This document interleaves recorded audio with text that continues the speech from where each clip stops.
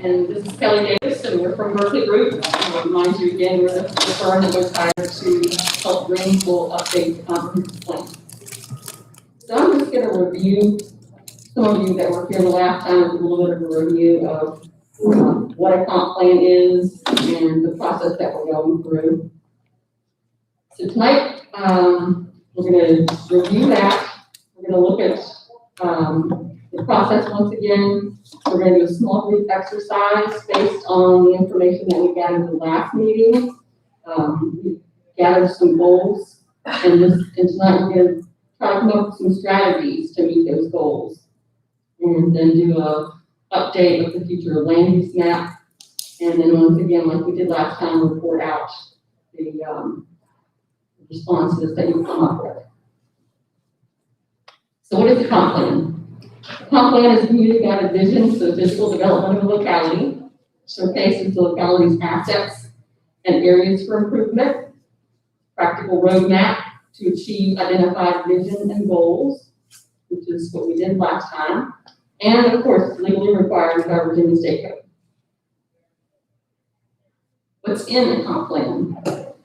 The primary topics that are explored in a plan are these listed below: land use, transportation, natural resources, housing, culture and history, economy, public facilities, and then we go look at the demographics from the past and the future to see what's changed and what trends are happening in the county.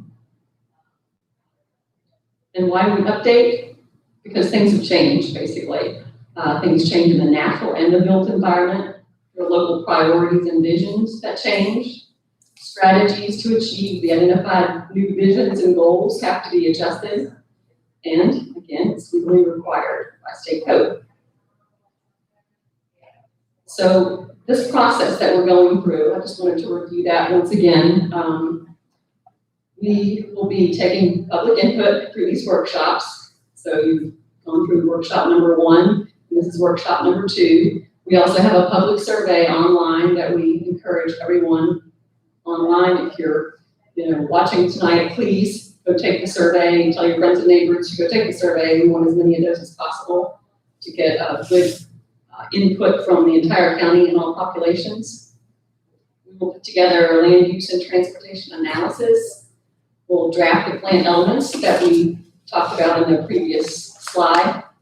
And then we'll come up with strategies and implementation strategies for how to meet those goals. And that's really what we want to try to get you to help us with tonight, is figuring out how we're going to meet those goals that we come up with.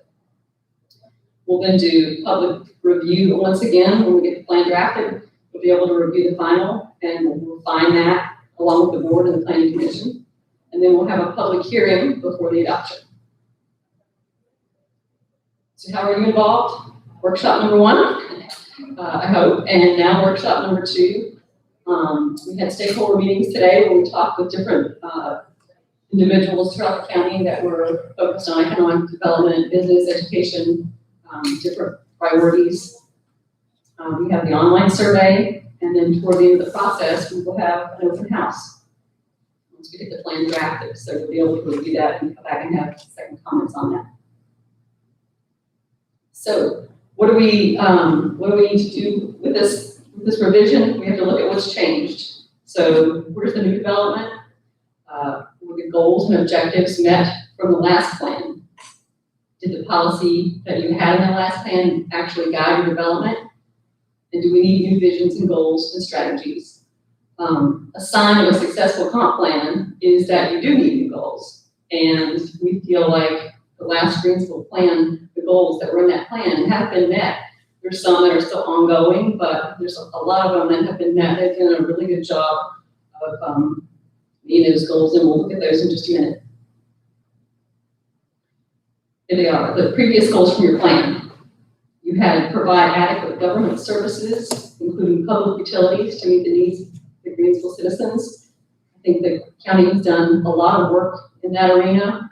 There's new bus services, there's multiple water and sewer extensions. You wanted to coordinate development with provisions for public utilities and services. You had the future land use map and your service areas that you follow quite closely. So you've tried to keep your development within those areas that provide a service. I think you've done a good job with that. You try to preserve the rural character of the county by directing and controlling growth in designated areas. It's kind of wrapped up in that same idea. And then concentrate development in appropriate locations by encouraging more efficient site design and incorporating proper buffers between differing uses. And a good example of how the county has done that is with the solar projects. We have the standards that are being required for those projects, buffering and things like that, and with the industrial areas. So one of the goals in a comp plan actually involves the map, and that's the future land use map. What that does is directs the growth of your county. The growth in Greensville over the past 15 years has followed the pattern set in the land use plan. If you look at the comparison of these two, you've got the existing land use as it was at the time of your last plan, and then the future land use that was developed with that. You can see the difference. And if you'll remember, one of the goals in that plan was to have services where the utilities are located. So this was your urban service area from your last plan. So these are the areas that you wanted to designate development. You wanted to designate for development. And then there were some, well, that's the future land use map related to that. And you can see how the future land use was designed to stay within those service boundaries.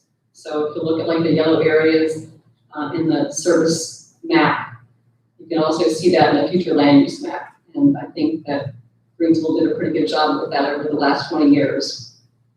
And tonight we're going to ask you to look at the newest service boundaries on the map that's in your packet.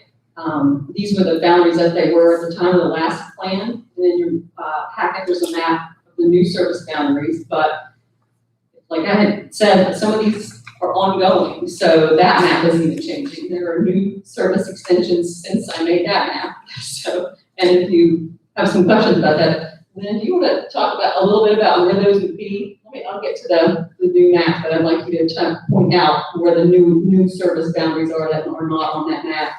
Okay, just today, we get started on a new sewer plant that's built on 301 South. So, exit 4 now has, public sewer available. So that's south. I'm sorry, I can't hear you. I'm sorry, my mic's not on. Just a second.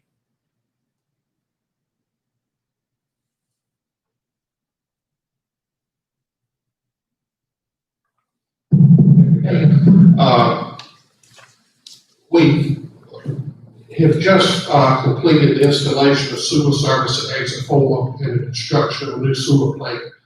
Just today they had the startup of the plant.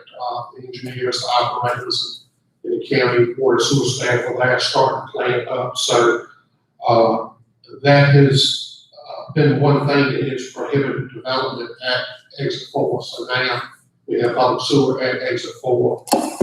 That line runs from 629 at 301 and down south of Skippers to the new plant. We've also increased our water supply there with additional wells and stuff we put in at that interchange. So we have public water sewer now that we need to update these maps to reflect those extensions. I think the map does reflect the extensions we've done the last few years for the Dominion Power Plant, where we have rebuilt some of our water lines and then extended service all the way to the Dominion Power Plant on Radio Road and Rogers Road. And also we have extended the sewer line from the power plant on Rogers Road all the way down to Brunswick Road, all the way back to Emporia. So that was a major undertaking, that project. But, those are up and in operation, and Glenn Gibson, he was here at one of our earlier stakeholder meetings. Our several small extensions they've done.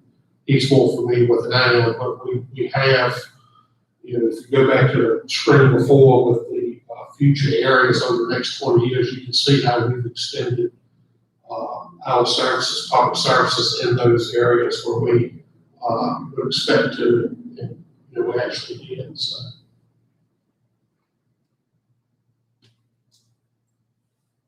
So to review what we've done in workshop number 1, we determined the community strengths and challenges, identify the needs and desires of the county, discussed your vision for the future, and suggested goals to achieve the vision.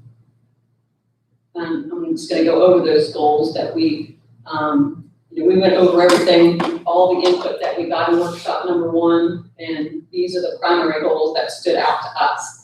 You want to attract industry and expand small business opportunity, improve education systems and facilities, support new recreation and entertainment opportunities, and all of these are tied to a greater goal that we talked about, which is the quality of life.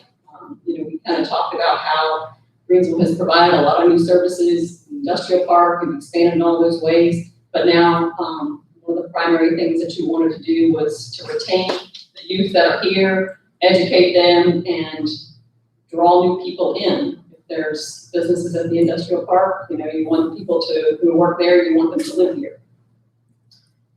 But to do that, you also need to improve the diversity of the housing stock, take advantage of transportation infrastructure, which you're already doing, but there's perhaps some way you could do that a little better, and increase communication and cooperation between government, citizens, community, the business community, and the faith-based community. And so tonight, we want to review those goals that you established, refine the goals by choosing some priorities. So for instance, education was one of the goals, so just dig into that a little bit more, tell us a little bit more about specifics of how you want to do that, where you want to see that. Refine those by choosing your priorities, and then develop local strategies or actions to meet those goals. And the community is really the best person to help us with that, because you know the resources that you have. You may be involved in a board or a community group that has capabilities that we don't even know about. So, if there's anything you can think of tonight that would help the community move toward those goals that were established, we would really like to hear that. And then we want to look at this map that we were talking about and identify locations for future development. The map back here on the stand is the map from the last comp plan, and we want to look toward the future and still focusing on those areas where you provide service, because those are the areas we really want to contain the development within those service boundaries. So the next steps of this process, community survey is still going on right now, and we want to encourage, again, everyone to take that survey. The more people that take the survey, the greater chance that we have of really seeing an overall picture of what the community wants instead of just a select few. We will be drafting the actual plan chapters this winter and into the spring of 2021. We will be having joint Planning Commission and Board of Supervisors work sessions basically bi-monthly, so we'll be checking in with the boards on the progress that we're making and let them help us refine that. We'll then be having a public open house once we get the draft completed, and that will be the summer of 2021. And you take your comments, the public comments, the comments from the boards, and incorporate those and come up with a final revision by fall 2021. And so we look for the public hearing for adoption of the Planning Commission and the Board of Supervisors in winter of 2021. So I would like to, once again, how many times I can say this, take the survey, tell everyone here, please take the survey. But I do want to talk to you a little bit about this exercise that we would like you to complete tonight, so we can just explain that a little bit and tell you about a little bit more about what we want. So once again, the goals, those are listed in your worksheet. So if you could take a look at those goals, we've already gone over these once, I won't go through them again, but each question on the exercise focuses on a different goal. So if you'll choose your priorities and then help us come up with the strategies. And once again, strategies can sometimes be hard understand. So remember that it's an action that the community can take to achieve these goals. So an example would be strategy for funding school upgrades, maybe to enact a school levy or a school bond. A strategy for diversifying housing stock might be to revise the zoning to allow for more multifamily housing or certain specific types of housing that are needed. A strategy for increasing communication, maybe to schedule regular town hall meetings with elected officials or any other strategy that you can think of. So the sky is kind of the limit on those, but you can be creative. And then once again, the mapping exercise that we talked about, there's directions on your sheet there that tell you what colors to use that coincide with the future land use maps that you were looking at earlier.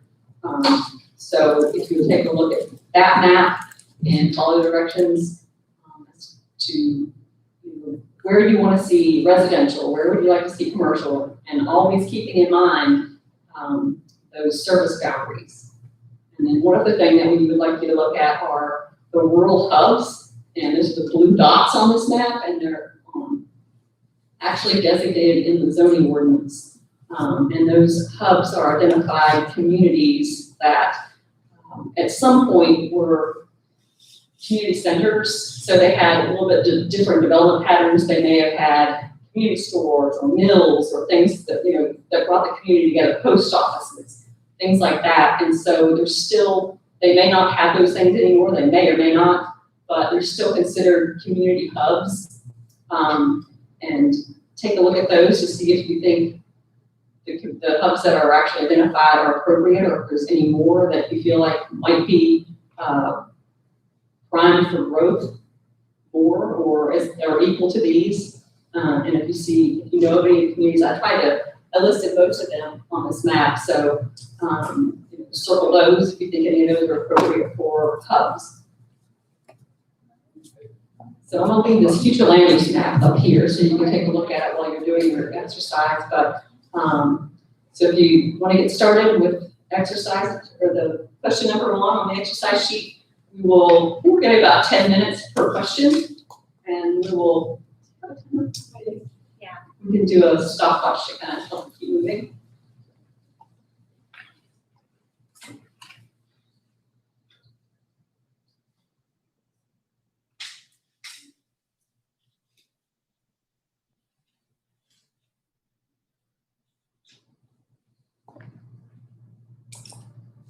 I was wondering if, since we're such a small group, if we might benefit more from having kind of an open discussion on it and just letting you all kind of do the questions together. You think that would work better? Would you or prefer to do them individually? I know we wrote these questions in this way after the last meeting, how everyone kind of was working individually. If you get into it and you feel like you want to have a discussion, you can certainly open it up for discussion too. Especially the strategies part. I think discussion with the strategies helps people get ideas.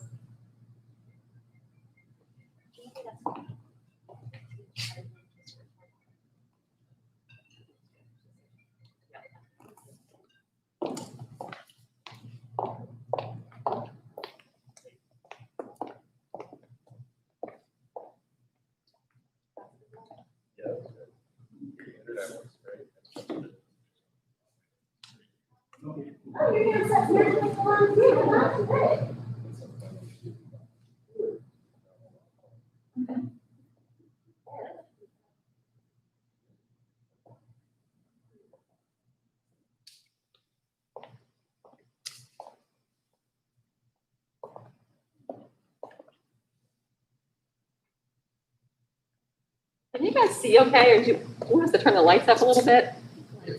Yeah.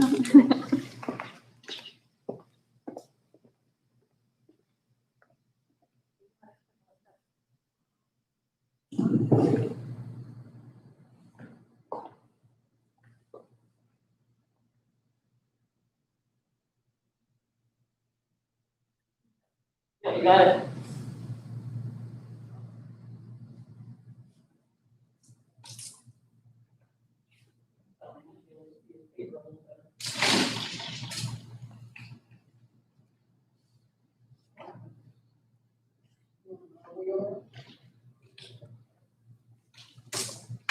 better.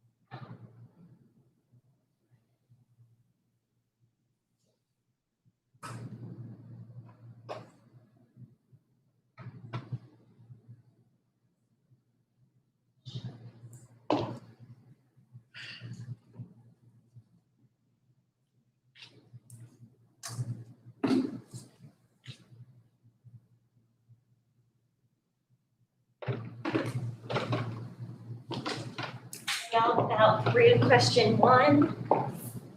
Or through the whole thing? we had the wrong document printed, looks like, so sorry that there's not much space for y'all to write the strategies in. We were gonna report out all at the end, but thought it's a little quiet in here. If y'all wanna talk through question number 1, how'd you feel about that? To keep us awake. A half an hour will also. Everybody speak up at once. So in terms of the top 3 issues for attracting industry and expanding small business, was there a clear, top issue amongst these or anything else that you had identified? I added school and food. I added school because until we get our schools accredited, I don't think it's gonna be hard for us to attract industry. Okay. Because they're gonna wonder where their workforce is coming from. Workforce training was one of mine. Right, and I had that circle as Part of well. the schools. So I heard multiple circling the workforce. We've heard a lot about that today in the stakeholder meetings too. Anything else on this list that stuck out to you? Also, a great quality of life and local amenities to retrain and attract. I circle that also. To attract somebody, you have to have something attractive Right. for them and the family, not just the family. How about you, sir? I feel a little detached in some ways. I feel like I missed so much when I've been in your first workshop. And also feel, this is Joe speaking here, that some of the answers that I could give, I'm not in touch with younger people to know what some of their needs are. What came to my mind was I was wondering how many folks in our rural community have a computer in their home that can do stuff on the computer, do homework, or stay in touch with what's going on because of what's going on in our world right now. And then the other part for me was hard is I saw myself thinking this answer. And I'm thinking that it's hard to think about being involved with a group of other human beings at this moment when everybody's concerned about their individual safety. So it's hard for me to Put yourself into the mindset. or to grasp how I'm living in the now and not the future or what it used to be. So It's a hard time to be thinking 20 years ahead when everybody's kind of trying to just get by day to day right now. And you don't know what it's gonna look like in 20 years. Things might completely change with this. Yeah, great observation. I mean, that's good honesty. It's something that we're really, And really, as far as me and all this, I just truly feel until we get our educational system top notch, it's not gonna, we're not gonna attract any. Correct. Until that, and I don't know the answer to that, money is not. That's a huge issue. And money is not the answer. It's to have a more caring parents, I think. I don't know how you get that. Also, I think, I don't know what the teacher salaries are now. they've been raised, at one time they were really low, so a lot of teachers used our system as a stepping stone to a better job with teachers, who retain them because they were just using it as a stepping stone to a better salary job. So I don't know if that's been, Salaries have been increased a little bit right before Dr. Wilson left. I know they- compared to they- surrounding they- counties, at one time they really were low. So, I think, that's one thing, we can make top-notch teacher salaries, keep good teachers. But again, until we get the school system, I just don't know how anything's going to work. And we struggle That to, sounds doom and gloom, but I really think, it's kind of like church, you want people to come to church. Well, if you get a good youth program and a good children's program, you're going to get the adults to come. Right. Same thing, you get a good school system, you're going to get the adults and the industry to come. So, that's kind of what I'm thinking, and going through all this, yeah, it all sounds good, but. We should have put Anybody else- schools first, Yeah. is what it sounds like. Number two is all about school. Were you looking at number two? I'm just looking at all of this Okay, together and think, okay, yeah, that sounds good, but back to, schools are not good, Right. nobody's gonna come here. And I kind of have the same man. Like you said, you're not gonna attract industry or businesses, No, because it's- they're gonna look to see where they're gonna get the workforce from. And So we they can, can't get the quality workforce. yeah, So we get our educational programs up to par. Like she said, hire and retain good teachers, good workforce, so, and improve our facilities as well. So What we've about got a lot of small work there. businesses? So the industry is gonna certainly be attracted to the schools and things like that. Do you see small businesses, like what's the entrepreneurial environment here? Are there existing programs that you're aware of in that? I personally just seeing what I see like on social media with local people. I mean, there are a lot of people that have, especially since COVID started, you have a lot of teacher businesses, you have a lot of makeup artists, we have a lot of people that are doing little things, but I don't know whether that would equate to like a brick and mortar building, that type of business. I got the printout last week of all the business licenses in the county. It amazed me Yeah, it's a lot. how many entrepreneurs we have, and that goes back to broadband access. That's very, very important, not just for entrepreneurs, but right now with COVID, there's distance learning, kids can't go to school, and we have large areas that are not served or even underserved when it comes to broadband. And I think we're making great strides. A year from now, it's going to look a whole lot different than it does right now. 2 years from now, it's going to really look different in the areas we can serve. But I think we need to keep pursuing everything we can as far as broadband is concerned to provide more opportunities for entrepreneurs. So was that list the new businesses that have started up, or just the entire list? I just had the entire list. Okay. And I got the list because I just did a broadband grant we submitted Monday in that area. I wanted to find out how many businesses were in that area, also how many school children. So I just got the whole list and went through every business license to document how many home-based businesses were in that area. You know, just made our application for broadband fund strong when you got that many people like that that they rely on it. broadband is good. I'm glad to see you were working on that because, as an example, I live in the county. And we finally have, good internet. But I was at Shannon's, my daughter who lives in the city. And, in my house, if I download something, it's like, yeah, it comes eventually. But I was at her house last night and we downloaded an app on my phone and I pushed it and it goes, and I thought, it's there. Oh, yeah. She said, yeah, I told you, it's there, I have to wait till it circles and finally finds its way to my house, So I'm glad to hear we're hopefully gonna The do new that. areas will be one of the first areas. They cut on the section between the Gasburg substation and the Pine Log Road, so we can get Big Road Pine Log. Once they finish tidying Reach Street and up here at the office, we will really be able to take off. Good brain. I'm not complaining, I'm glad to have what I have. I It just didn't takes realize, time. I thought mine was good until I was in the city and saw how that works. I thought, yeah, mine's slow. We don't even have good cell service where I live. so Oh, yeah, so.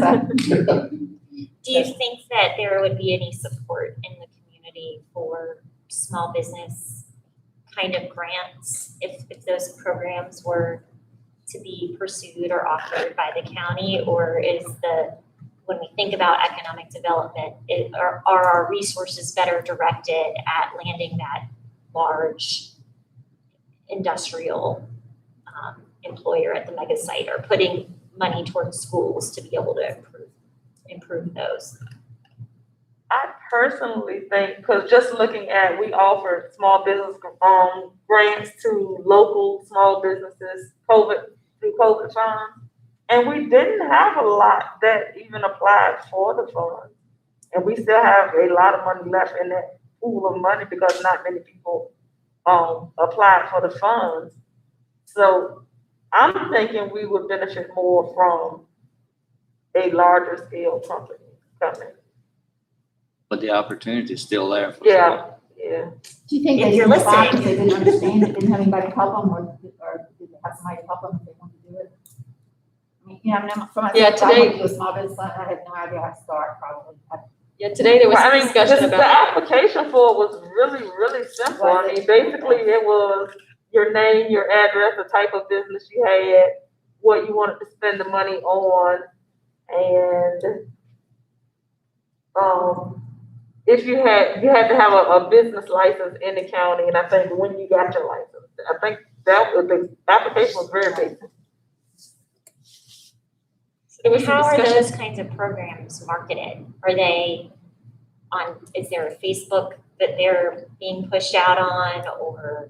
We pushed it, well, I pushed it personally on my Facebook, and I saw a couple other people that put it on their Facebook as well. It was in our local paper as well. It was in our meetings. It was, I mean, So On the website. it's on the listed as a website, community.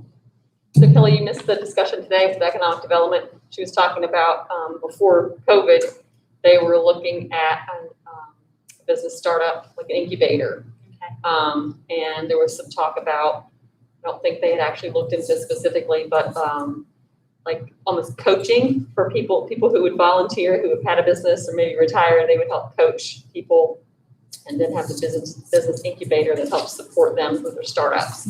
So they may get back into that. She said that's something they were interested in, revisiting after COVID. So Yeah, that business incubator's been something for years we looked at developing. Like I said, some other projects have come along, and we had to concentrate on those other projects. I think that would really be helpful to get that going.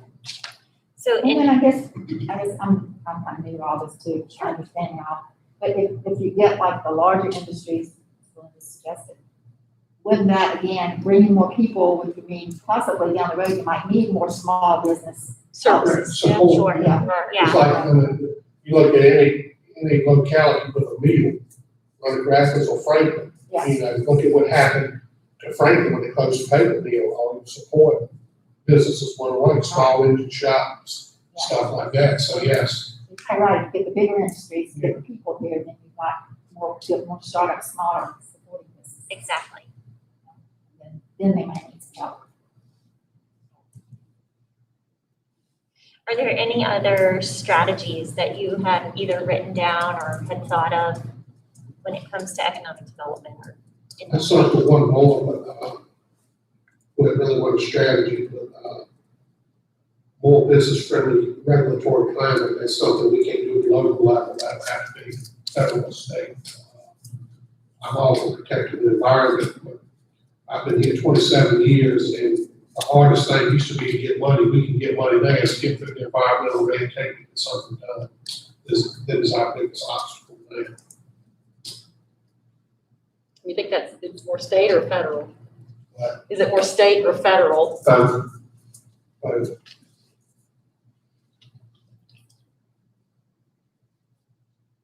How about anybody out here? Anything else circled or strategies that you thought of? Co-operative tax incentives, which I think we already do. yeah, we have. We already do that. Yeah, we have job creation, tax things like that that we use to attract industries. In fact, I think we had a pretty good incentive package for most. But then do you offer those to existing businesses too, to help them when they're struggling? I don't think we have in the past.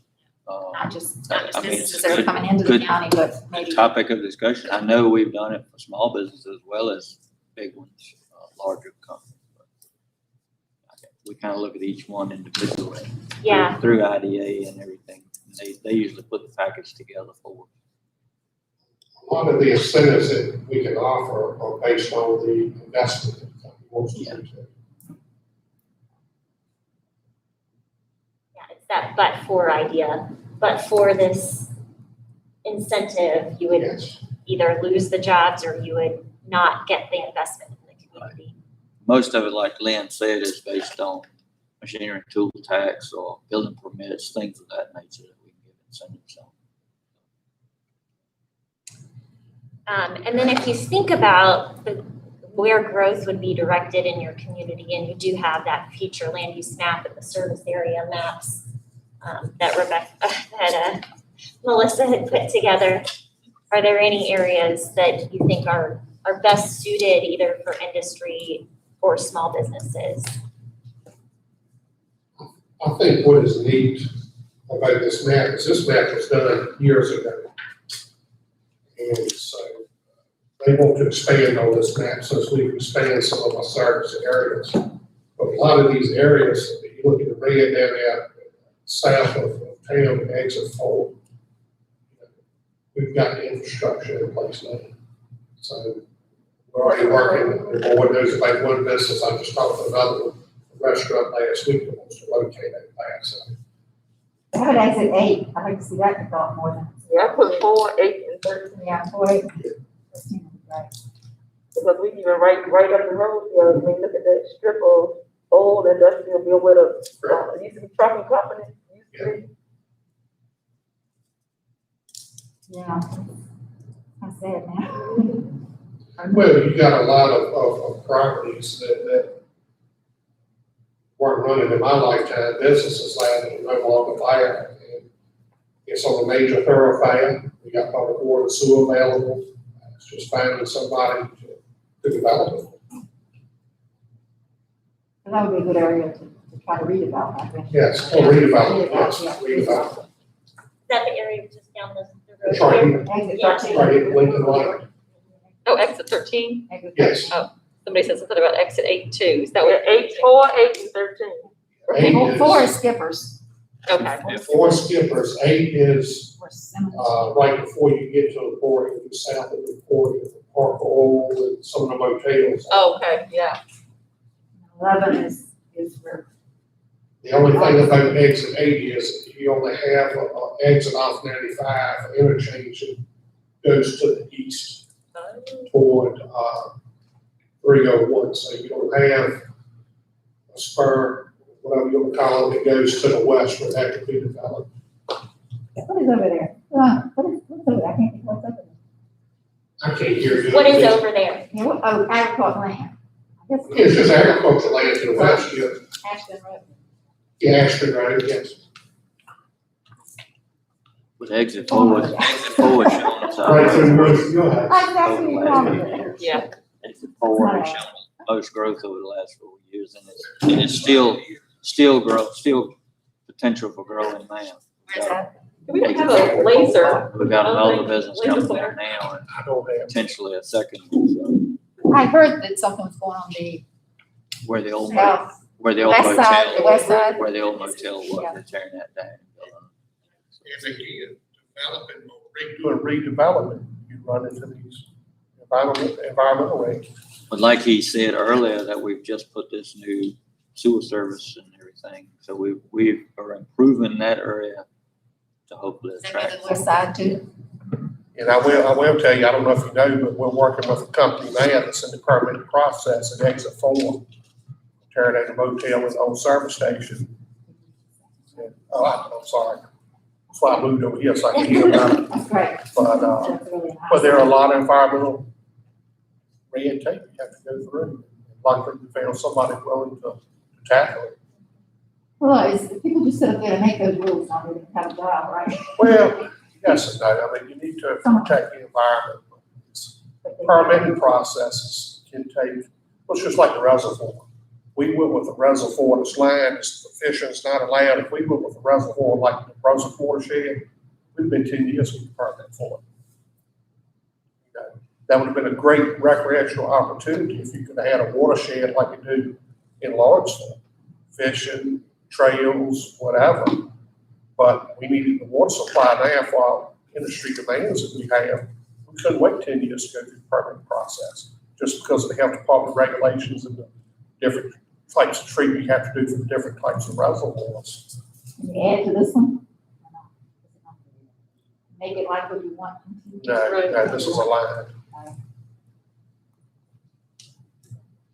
So that kind of covered question one, if you, unless anybody has anything else to add there. But Were there again, any we'll- strategies? Did I hear any strategies off of that?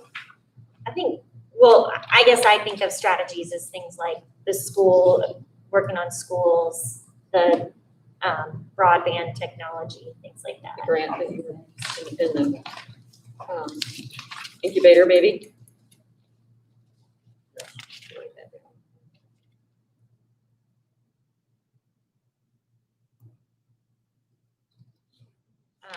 So we can give maybe a few minutes to look through question 2 for the schools and let you kind of make your individual selections. And then Well, if y'all already done it. I've already done you've that. already done it? I think we hit on it pretty hard just a minute. Yeah.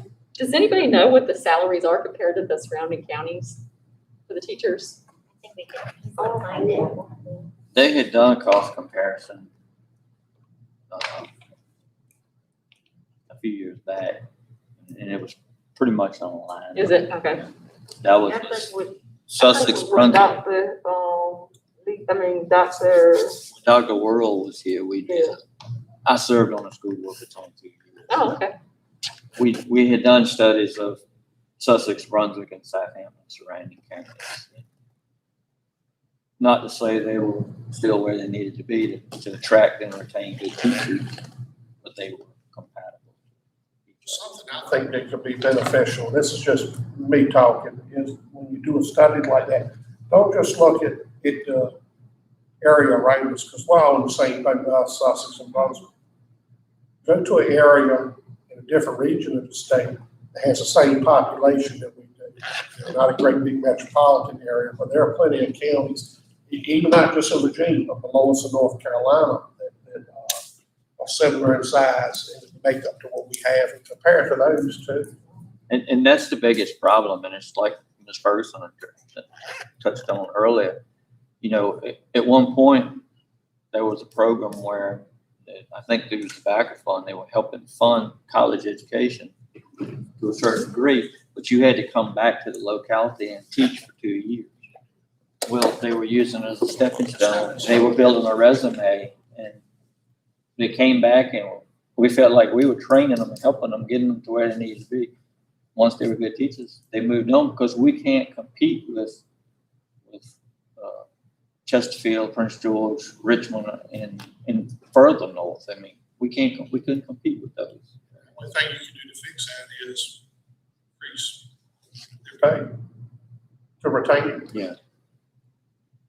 We had the same problem with the Water and Sewer Authority years ago. We get them in here, pay to get them certified, all the schools get them certified. Bam, they go to Petersburg, Richmond, Norfolk. And that's when we did a pay plan study. We didn't just focus on the surrounding localities.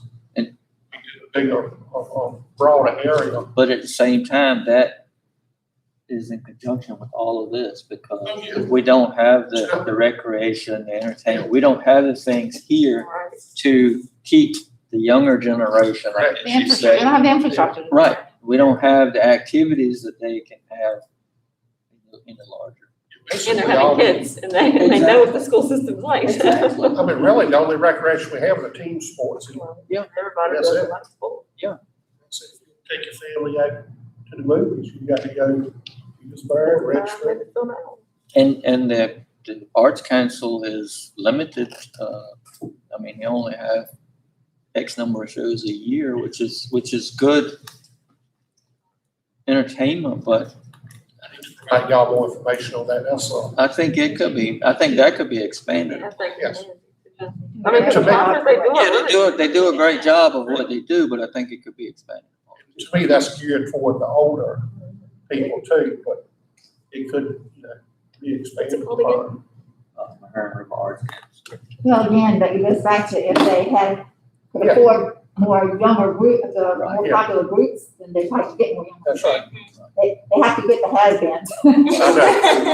Which the young ones haven't heard of. I mean, they have some Yeah. big time acts. They have a, we have, Ronnie Neal side. we have a 900 seat auditorium at the elementary school. That's Wow. what that's their venue.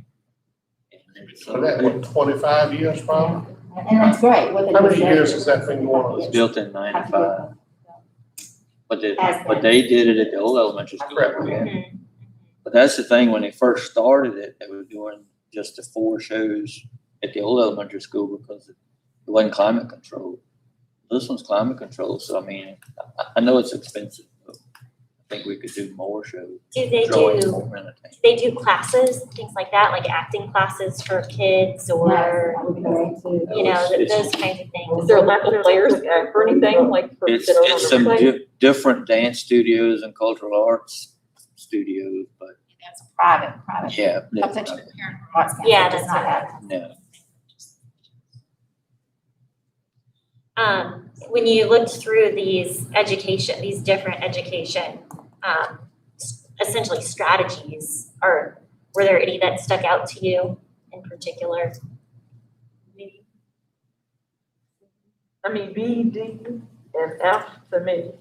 And I said B because we definitely need a new high school. The high school is in really bad condition. And we're in process of doing a feasibility study on We heard that today. Right. How many classes are at elementary school? Great. But I agree with her, the Korea and technical. K through 4. We've touched on. The thing we need to do is get 5. so But there's school we heard there's a lot of programs, but not a lot of. And I didn't realize that this Exactly. that to me too. We talked, When you've got that school with 1 grade and It hurts you. it hurts you for accreditation. If you have a smart class one year, you're accredited. If you get a weaker class the next year, But what lose they your could accreditation. do to correct that temporarily until we find a space for them is to make that a pilot school. And then their schools will count with the with elementary. another school. Or they still in Oklahoma. Yeah, they But I'm still not sure, I'm concerned, we've had this discussion with the schools because, we had all the schools accredited at one point. We've lost all that, so what's changed? That's the focus right now. Try to get the programs and everything back to where they need to be. And we've tried to help support that this year, especially with funding, which everything's chaotic with Right. COVID, so- I think it's discipline is what's changed because, I look at my husband, for instance, who was a teacher here locally. He taught here locally between Brunswick County here and Southampton County over 20 years. And it just seemed like at one point, discipline had gotten so far out of hand and the administration didn't really have the support of the teachers. They weren't supporting the teachers. It was more like the kids can come in and cuss the teachers out. The parent come in and, oh, the teacher did such and such to my child, and really your child was being disrespectful. And the school would take the parent side instead of saying, we're not gonna tolerate that behavior here. And so we lost a lot of good teachers due to that. And I look at where my husband is now, he teaches in Colonial Beach, Virginia, which is basically smaller than here. It's so small that most people don't even really drive cars in town, they drive golf carts. But they doubled his salary there compared to what he was making here. So when you go there and you have a system that is supporting you discipline-wise, but then you have a school system here that isn't doing anything with the discipline piece, and we're basically pacifying parents, that's where the issues come in hand. And I think that's why, at one time I was a therapeutic day treatment and intensive in-home counselor, and my job was to literally hold high school students' hands while they go from class to class because they acted up so bad in class, the teachers couldn't teach. So I think that's one thing that we really, really have to tackle is discipline. Good point. And some of it is a mandate. I mean, take the SOL example. I mean, prime example, they took the teaching away from the teachers. The teachers are teaching Or how to test. take a test. They're not teaching as they were. So a And lot a of it's lot- mandates. I mean, Yeah. a lot of them, their hands are tied on a lot of things. And a then they're lot of tied that behind. is outside, you know, with the comp plan, we primarily focus on the physical Right. development features of the locality. So we're not trying to tell the schools how to manage their programs or discipline their students, but we do recognize that all of those factors play into the success of this community. And then also our high school cut out a lot of their career and technical classes. Right now, I think the only two that they still do, they still run the print shop and they still run, like the home ec kind of department, the Eagle Cafe part of it. But they, you know, they used to have brick mason, they used to have woodworking, they used to have Drafting. drafting. Yeah. Yeah, because, you know, college sometimes isn't for everybody. They had a nursing program. Is that because they We can't do find have- instructors? Because a lot of times you can't find the No, qualified. they claim that they don't have the funding is Okay. what was told to me. I don't know because I wasn't in my. We Is have that being taught here? Like, Well, we have dual enrollment. I think she's talking about just the ones offered by the school Yeah, system. We the do one- have dual enrollment. You have the lineman's class, welding class, the nursing classes. There are a lot of dual enrollment classes you can, you know, I used the example earlier. My daughter graduated from Southside through dual enrollment before she got a high school degree. She had a 2-year college degree before she walked and got her high school diploma. Those are here, and of course, it's been affected with this COVID Right. this year, you know. But I think we still have that in place here. I think you're talking about what But The these, school things that are is- offered actually on campus. yeah, she's talking about the classes that were actually offered in the educational building at the high school only. Drafting, all that, yeah. Is it funny? Auto mechanic, Yeah. had all of it. Yeah, they had an auto mechanic, y'all had a lab at the high school for auto mechanics, didn't you? So, You had a lab at the, or garage. they did, had a garage, they actually changed oils Yeah. and did everything you needed to do to a car right there. The career technical. So, you know, when the kids came out of school, if they decided they didn't want to go to college, because college really wasn't for them, they still had a trade where, you know, they could say, I have this experience to get a job, which they don't have anymore. To actually graduate high school with that certificate. Well, not only that, we used to have the agricultural Program. programs, you know, I mean, a lot of this is rural agricultural area. Yeah. And, yeah, we don't have any of it at high school. They have the FFA program, They have it at the junior high. horticultural at the middle school, but And also the high school has one, but I forgot what they call theirs, because my cousin is actually in charge of the one at the high school. They actually have been doing pretty good with, you know, competitions throughout the state, because they've been all over the last couple of years. And I know Miss Lindbergh, this last, session, she actually came up and we, Delegate Tyler was actually able to pass some legislation for her, where the kids in the FFA program could use, their experiences through school as work credit. So that was passed this past session.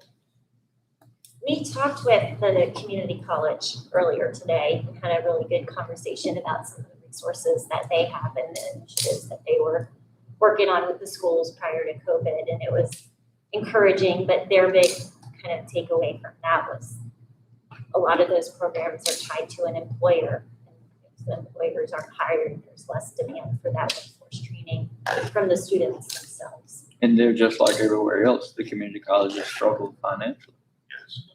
They've struggled the last 2 years financially. And caused a lot of hardship. Had to cut a lot of programs.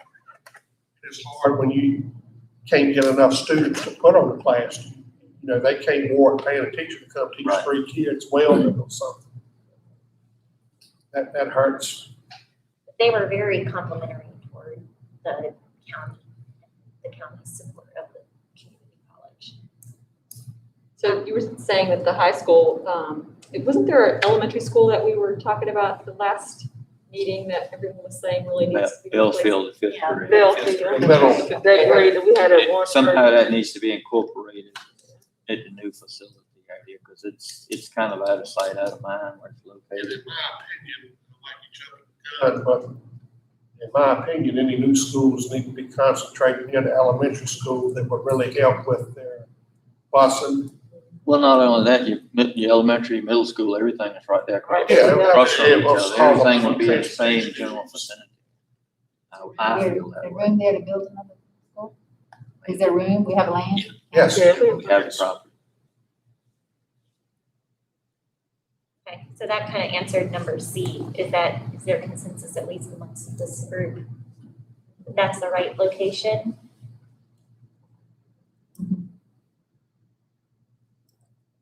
Y'all run 2 bus routes every morning and 2 every evening. Actually, a third one, because at one time they had a 12 o'clock pre-K program. Correct, yeah. And the first set will come in the morning and they will leave at around noon, and they will pick up the second set and bring them in. And the school runs bus late for the school after school program, Mhm. high school. What about any of these program improvements that we've got listed? I just heard you mention pre-K, or kindergarten, which kind of triggered me to ask about that. Anything there to We have a highlight or? strong pre-K. I think we have a very strong pre-K. Yes, still have the, yes, Solomon gifted, still have that. Gifted. Yeah, they still. Still have the tag. tag program, and they still have the dual enrollment, and they still have the governor's school. Right. And they had with pre-K and K, and then they actually with the Improvement Association, they've expanded their opportunities. Especially, Earlier education. special education, are they still mainstream? Do they have to be mainstream? Special ed, yeah, they still have mainstream special They ed. have to. I think one thing lacking is alternative school for kids with behavioral problems. Yeah. Which was in our budget this year. Yes. I did have a question about the discipline. Is there anything that you see within the community that it would be affecting the discipline? Like, is there unstable housing or like poor healthcare or food access that may be affecting like the types of discipline issues? All of those. It's a combination. All of I those. mean, we have to have food programs All because we have kids that if they're not in school, they don't eat. And the school provides them all with breakfast and lunch. Even now? Yeah. We're busing it around to different, like I say, Right now, you we're can't, busing schools, it houses. busing it around to different areas daily. I actually volunteered at one, and we had a lady that come in, and I think she said she had 8 kids, and if they didn't eat there, they didn't have food. And even talking to some of the local teachers, they had we asked them, can you pinpoint kids that were in your class that you know don't eat if they don't come to school? And we got quite a few on that list. in our church. Backpack kids, so we take the backpack home on Friday, so we have to hopefully get to eat food. Right.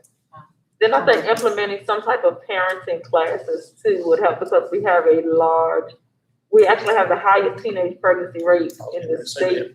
Kids raising kids. So basically, yeah, they're stuck in that cycle where, you know, they're seeing what they've always seen and they don't see anything else. So parenting and skills and classes would really help. Do we still have a thing to keep baby home for a weekend? I was gonna say, they used to have a really good program where they had the infants they took home and kept them. Like a live- I don't know if they do that. It's like a live baby, I mean, Eventually. you My had girl to do did it. whatever you had to do, or. It cried, So they it knew did exactly what everything. you did. If you shook it, if you did anything, it would fail. I thought that was great, because I was Parents were volunteering at the daycare, they'll take. Does the schools offer daycare? Do they, so they don't, I know schools that actually have Right. a daycare program, and then they're also teaching the students to care for kids at the same time, as a class. That might be a good strategy, so look into that. Yeah, we talked about daycare earlier and other. And along that same line, you know, they used to have the Boys and Girls Club. It helped a lot of students with homework and after-school activities. We had a computer lab, a library. Same thing, I think some issues in funding cut that close, so they don't have that anymore. Are there any mentoring programs at all that you know of? We've got one we're working with now. They're getting their 501c3 status. They have some programs, but they're getting all the ducks in a row right now before they can become a service provider. You have a few daycares and church facilities that do for younger kids, but I don't think they have anything for the older teenage adult, young adults. You know of anything that other communities are doing along those lines? The high school that I used to work at did have daycare in the actual school, but in terms of like other things, it tends to be a little more organic, I think, like just in terms of after-school activities. And it kind of varies. But I guess it's interesting. A follow-up question would be like, what sort of, it seems like there's a big church involvement, but what other sort of nonprofits are active in the community that may be interested in kind of stimulating that kind of stuff? I think some of the fraternities or sororities would be interested. I know, my sorority, I know we do a boys program, a girls program. And it starts from middle school through high school, but we always run into, you have the same handful of kids that want to participate in everything, and then the ones that you really, really need to reach are the ones that you don't ever see. And that's why that one handful is not a problem. Right. And there are grant opportunities. You can build any facility you want. It's the operating expenses that you cannot get funded for. That's a big barrier to provide those type services.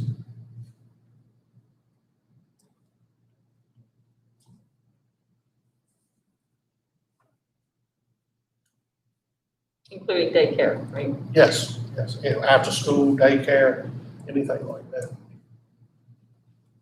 Is there anything positive happening with education that you would say you would want to highlight? I would say our dual enrollment stuff we have with Southside Virginia Community College. I mean, even though right now attendance is down in previous years, especially with the welding program and stuff, CNC machining. I gave an example earlier in one of the earlier workshops. I know a kid that came back, went through the CNC class and started making $80,000 a year as soon as he finished that. A lot of kids go to college 4 or 5 years and it takes them a long time to get to that point. But I would highlight a lot of those dual enrollment type programs. Yeah, I think the dual enrollment is our top thing, because even my son, he graduated, like Lynn's daughter, with his associates before he walked through his high school graduation. And it saved me thousands of dollars in college because Yes. when he went to school all the way in Florida, but they took all of his credits, so we only had to stay there a year, maybe year and a half. He was done. So that is one of our best. In the government school. Yeah, the government school. Government school. Where's the government school located? They Buckland is at It's through the community college. yeah. It's outside in Alberta. I think they go to the Alberta campus or something. They're part of the big program that covers Keysville, multiple schools through Southside, but our kids go to Southside, to Alberta. 10 counties, I think, in it. And then I also think we have a lot of kids that do the Upward Bound program through Virginia State as well. Just want to highlight some of those good things that are happening too. So let's move on then to question 3. We're a little bit slow, but I think we'll be okay. We can get through it. The next one was thinking about the issues that are most important for meeting the goal of recreation and entertainment. I circled G. I think we have plenty of team sports. We do lack indoor facilities for like volleyball,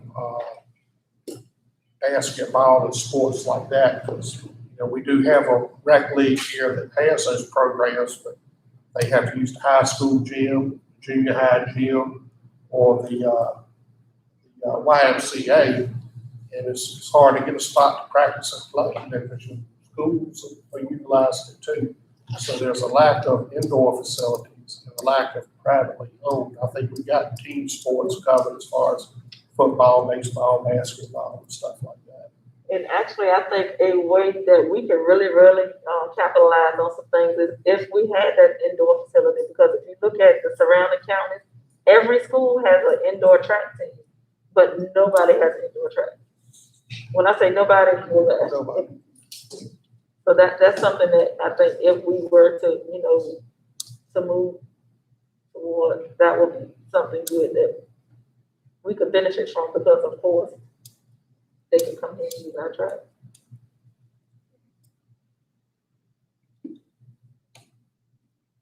Not just track, I mean, Right. gymnastics. and- Exactly. Is that something, I mean, you mentioned privately owned, is that something that you think folks would be supportive of the county investing in? Be hard to operate it, Yeah. staff and operate it. Right. You know, if the county was doing it, And then director maintenance. maintenance, I was gonna say, if we could figure out a way that it would self-sustain itself. and that's hard to But do that's when you, almost a large percentage of the population is low to moderate income. It's hard to charge access Yeah. fees and stuff like that, to pay the water bills, pay the sewer bill, pay the light bill, pay it, Yeah. maintain it. I was also not just thinking of sports. Movie theater, arts, stuff like that, to me, is We heard that. in that recreation first too. meeting. And, I mean, when I was a kid, we had a theater. When some of y'all were kids, we had a bowling alley. I don't remember that. We had a skating rink here one time. But, We had a skating rink here one Skating time, rink, right in the street. there's just not any privately Yeah. owned. Skating rinks have really closed down everywhere pretty They're much. actually becoming popular. They are, Yeah. they are. That's what we Well, I realized. mean, if you look at it, the theaters are closing too. I mean, Regal's just Yeah, right. people No, bankrupt. This is not a typical Everything. year, I hope. Yeah. I can afford to take my kids, well, my kids are grown, but it's so high. But, you look at other, we talked about the Harry River Arts Council, but you look at other surrounding localities, you know, like in Littleton. They have some great entertainment. That's what I was saying with like Lakeland, you're. Lately, I couldn't think of Paul Lakeland. And that's why I circle C on mine, events and programs of existing public I space, did. because I think we've got some opportunity there to have some other kind of entertainment. Like he said, I was thinking Lakeland Arts. I couldn't pull the name in my head, but South Hill has, the- South Hill. Yeah, South Hill. That's the old. they have what you're asking about theater and Okay, participation, you can, acting, you know, anywhere from, you have different plays, all ages can audition. And they took an old theater and turned that into that venue. I I mean, think that they use a lot of and they do a lot of different things there. Yeah, They used a lot of small that kids do tobacco that. money on recreational opportunities. And But we at the same actually have time, that was local- part of some of the old downtown revitalization that they Right. did with that theater in South Hill. So, So they used their revitalization money, but it yes. also creating entertainment, yeah. We actually have some local kids too that have, you know, been in feature films, that, you know, have that know-how that could come back and, you know, teach some kids here.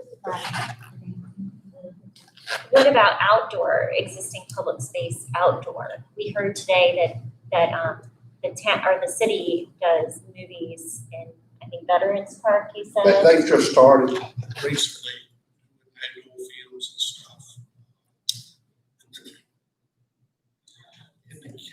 So I don't know how participation is. do you know? It's just, this year's been drastic with COVID. I mean, Right, because it's hard, Recreation Association, you know, we had to cancel yeah. all And they're baseball, essentially, soccer, everything. And But thinking like 5 years from now or 10 years from now, what would you like to see when you think about those existing public spaces that you have or better utilizing them? That's, if you can think that far. about you? Anything to add on this question? What I was thinking is, we might miss an opportunity to gather great data. We poll people of that age group. If you look around at us in here, I might be the oldest guy in here, but, Probably we need to not. ask the other people to talk to that group and see what they would like. We were talking about that earlier. It's so hard to do in this climate. Yeah. So sometimes, See, I've done public typically I input mail for these surveys, I don't mail them, they go home with kids in the backpack. Kids aren't in school, it's hard to get these out other than on our webpage and stuff like that. I am gonna mail them out with the water bills. But it's hard right now reaching out and getting that feedback from the community because of COVID. If we weren't in COVID right now, they would have had this survey every household. Do you think there's any opportunities to get it out through the schools somehow? I mean, it's because they can take the online survey, just get information out. Let's I think would about think that. so. I mean, if they're, right now, if they're delivering meals, things that I don't know the age groups that would be getting it. They're delivering meals, and maybe we could employ the teachers, since they're doing online anyway, to add the link True. in maybe a homework assignment or something. I've sent the links to them, but I'll give a Dr. Evans tomorrow. That's a good point, though. You might could add that too. They get extra credit. Yeah. You know, as we sit here and talk about that, I was thinking about years ago when I was young, what was fascinating for me, I was thinking about, let me get 15 years old and 8 months so I can get driver's license. Then I noticed some folks at church, when they become that age, driving isn't important, like it was important to me. And a lot of little things, like we're talking about. I know 20-year-old kids that don't have a license. They're not kids anymore, young adults, but.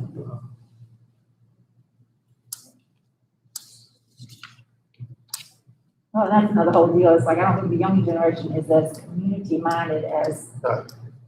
previous generations were either. They don't, I mean, my children, when my husband and I were in Arizona, we were in our clubs, community, JC's, women's club. My children are not interested in any of that. I just think everybody's just busy too. I don't know what it is, but I just think it's a whole, our children's generation. Yeah. Who are now in their 40s are not community minded. They just want to do their own thing, don't care about being involved in clubs or. Planning commissions or. Oh, it's like But they're politics. kind of like I am now. I'm at the point now, like, I don't want to do anything I don't have to do. But they're there in their 40s. And that's true, because like Lynn said, we have a hard time getting people to serve a lot of the Yeah. boards and commissions. But kids Everybody today, does anymore. that's all they got right in front of them, all day and all night. Is that phone. They need some kind of And that's why- motivation to get their community minded.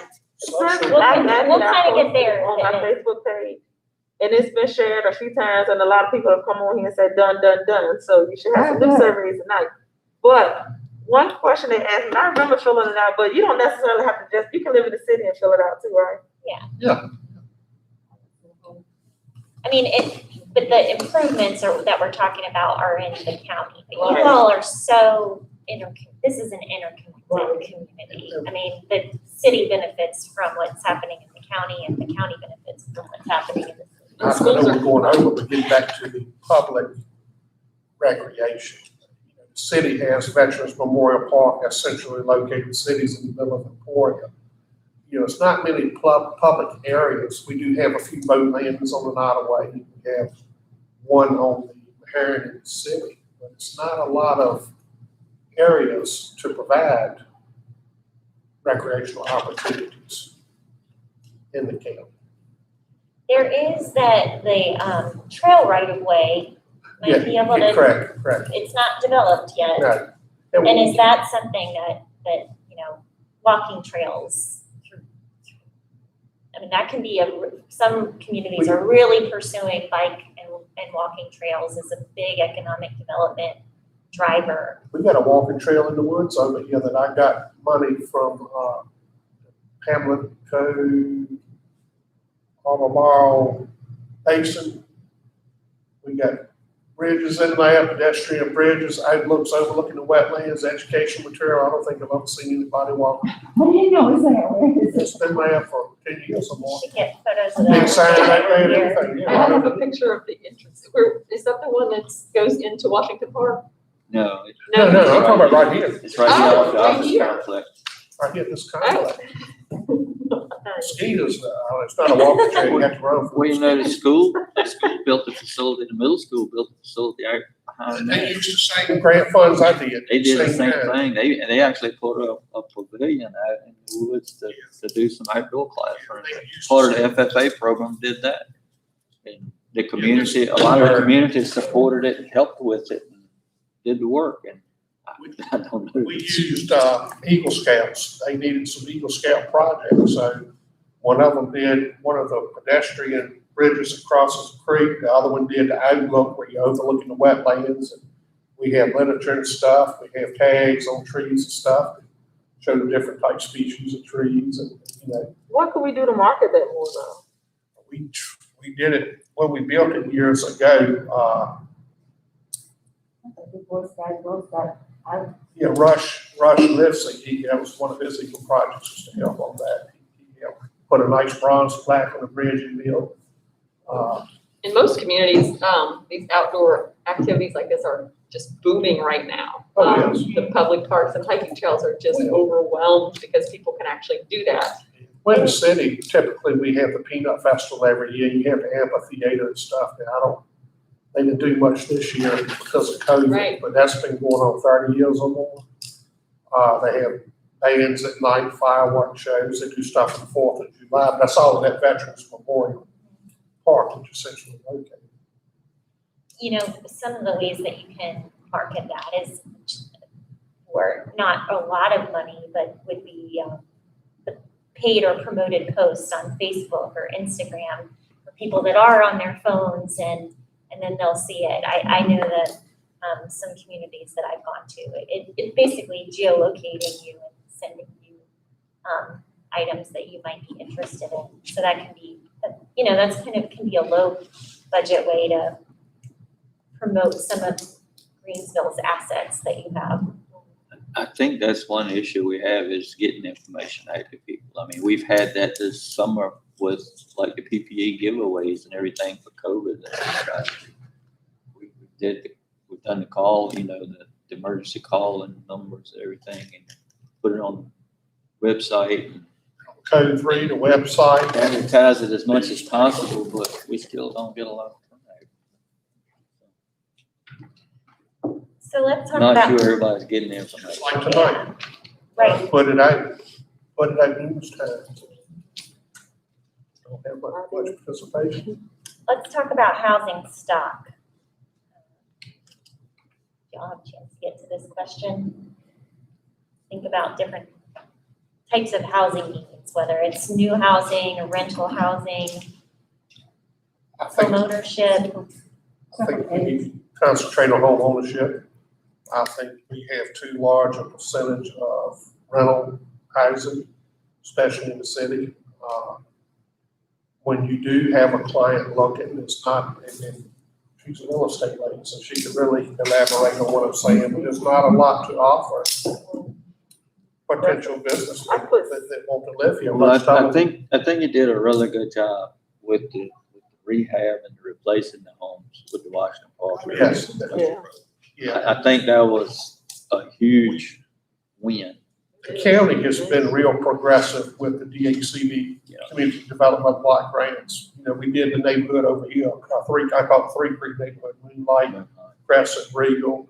Washington Park's so big, it's taking 6 phases, we're in 6 phase now.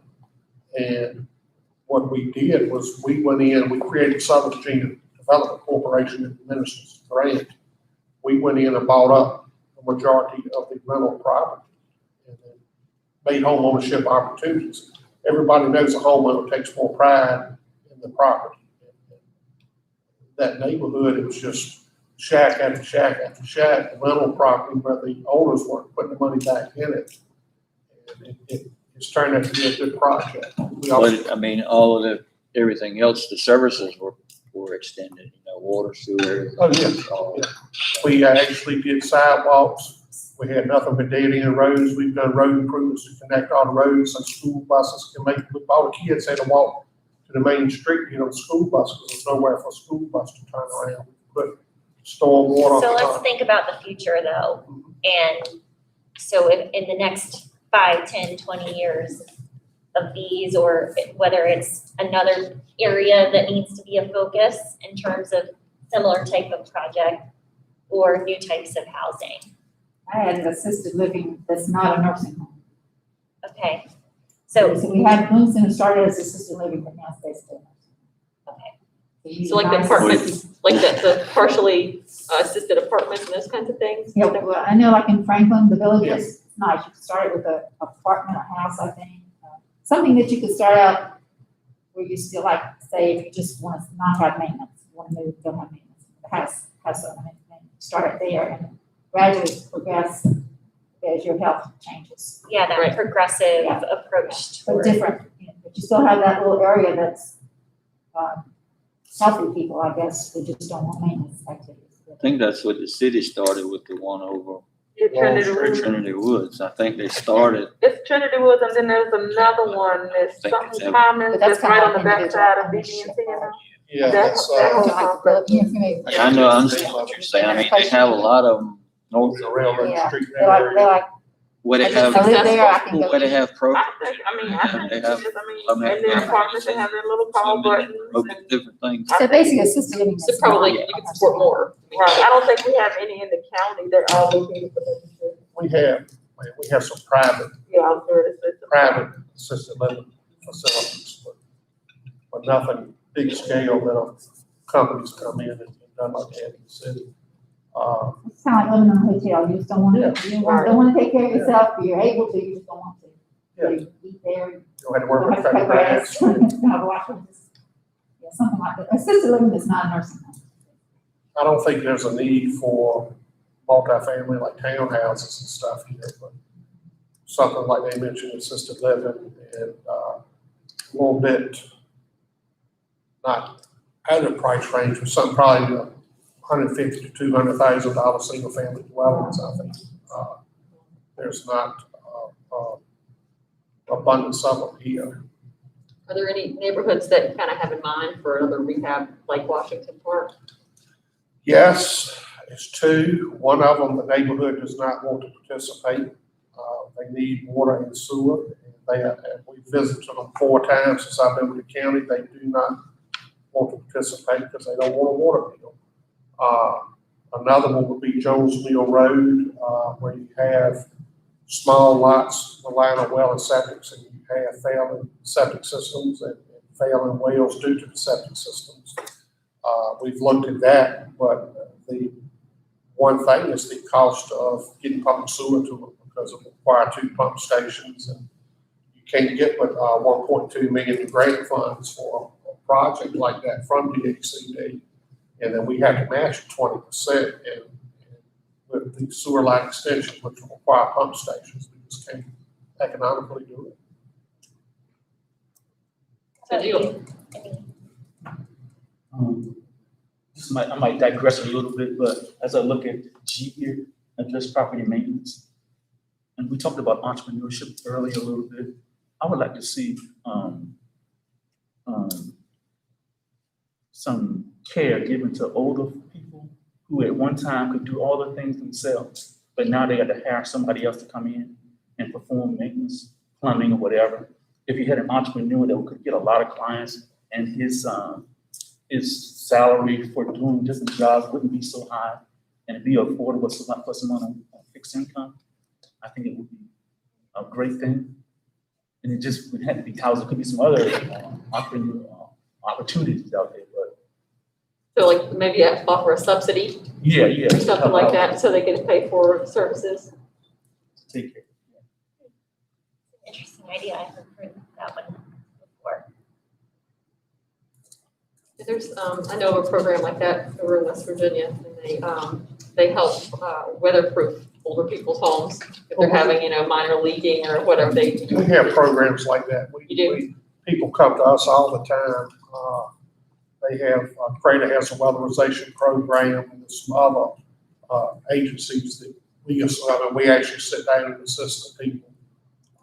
help them with the applications, get the stuff together to give assistance. I've helped. And then with That's And- basically for like insulation, sealing up the house. Windows. I mean, I don't think that's what he was alluding Yeah. to. I think he was addressing more of the common maintenance. Ain't coming, Somebody come in and change the air filter. Right.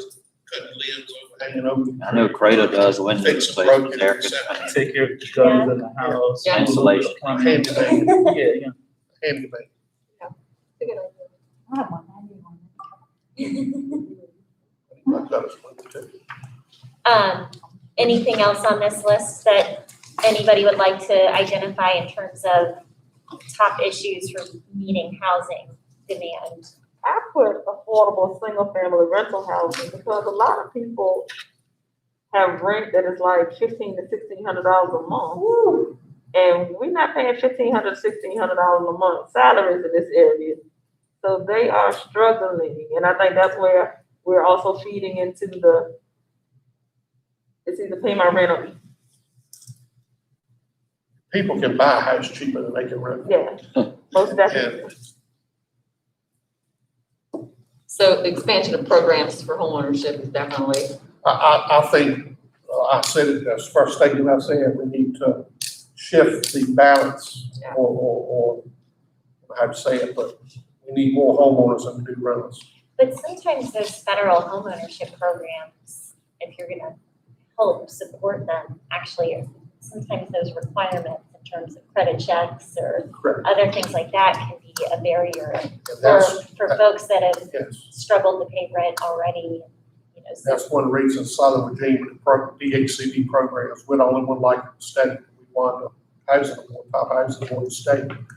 We asked people, all right, they get a new house, half the cost of a new house, but you go to 3 agencies or banks or whatever to try to get a loan.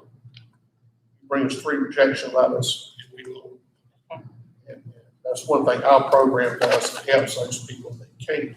But a lot of people here need credit counseling. Because 90% of the people we work with trying to get these loans, they owe rental some, they owe areas for renting TV, stereos. I did not know you could rent tires or rims for a vehicle, but we got people that owe for that. And we have programs they have to go to. We have home maintenance programs. They have to attend VHDA puts on a program on the family budget, the priorities and stuff. They have to attend those. But outside of our programs, we need to find a way to offer these services to the general public, not just the recipients in a block grant area. I think the subsidized handyman is a really good strategy. Anybody think of any other strategies like for that topic?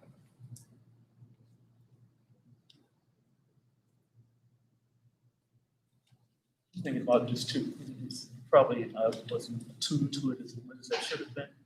I heard this young lady talking about money for entrepreneurs. I'm hearing Lynn talk about some things that all of us probably should know about. The trail back here.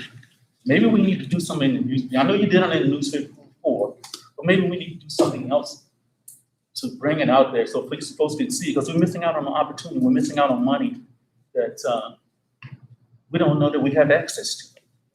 Kelly was saying earlier that she saw this comp plan as an opportunity to kind of market some of this stuff for you all. So, but yeah, it sounds like you need some more marketing of the programs that are existing. I've been helping people the last 2 weeks with this CARES mortgage and rent relief. And I'm actually doing the application for, we've been successful. We've only had 1 turn down. Numerous people have gotten mortgage and rent relief funds through the code. Not only that, water and sewer. Oh, yeah. I mean, it's available and they've been trying to help them. They send them out, they send out the information and the bills. But people still sometimes are reluctant to come forward. But,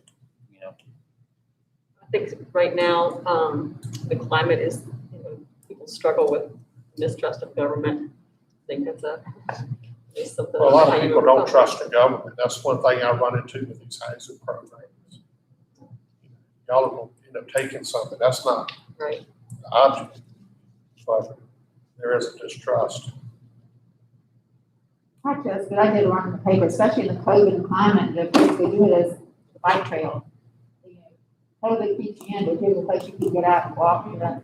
You know. I was also thinking about maybe talking to like your science teachers or something, if you say the trees have markers on them, let them. We probably got to go back and redo a lot of it because it's been there for.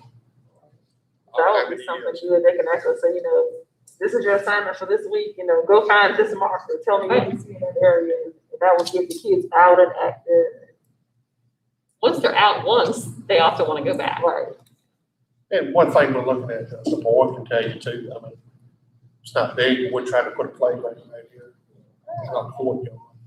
Oh, okay, I'm used to seeing it. I'm sorry. I'm used to sitting in my office. Yeah, that would be great. Maybe the letter has to be colorful. It'll be ADA compliant. Well, we've got some funding and with, Department of Social Services, everything, D19, all of it right here. It'll give them, I think, an opportunity. Not the letter, but the envelope. I know, a few weeks back, we were doing something for our church, sending out, newsletters. But I didn't do it in white envelope. I tried purple, I tried green, and I'm thinking that this is gonna be user-friendly and it's gonna draw attention versus getting some, like this, big mail from Mecklenburg. Even if the bill is included in that. I threw away a check the other week because I thought it was junk mail on the white envelope. So we didn't hear many other strategies from you all. Is there any place in particular in the county where you think new housing is most needed? Or I think Lynn mentioned 2 areas for fair housing rehab is needed. We'll kind of talk, if we've got time, we might run out of time here to get into the mapping exercise, but if there's any areas to. I think some of the areas on the, future land use map that you have now, we have the infrastructure in place now, there's still room in those yellow areas for housing development. I would say I'm the Greensville Correctional too, because even when I worked there, we had a lot of people that were driving in from quite a ways, and some of them were looking for local housing, but. Yeah, Jared has really changed, the last 10 or 15 years, with Michael Lee Grizzard building a lot of houses, and most of those people are, DOC employees. They employ over 1,000 employees at that one facility. So is that happening in the area that's already designated as yellow around Jarrett? Yes, The new yes. housing? Yes. Most of that is single family. Single family Rentals. rental property. A few of them they've actually. It's a few have purchased them, but most of it's rental. Road, they developed that area. Do you think it's because they're not committed to the area? Are they coming in from somewhere else, or are they locals who can't afford it? Some of both. I think they're not committed because we don't really have anything to offer.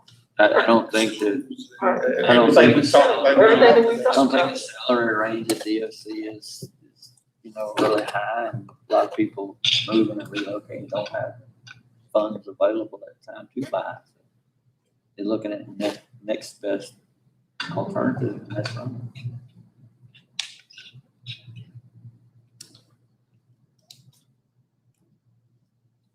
Then do they rent for a while and decide that they're better off to live near where stuff is and commute to work? Well, it's another thing too, a lot of people I'm finding, and it's like you said a while ago, they don't want to worry about the maintenance.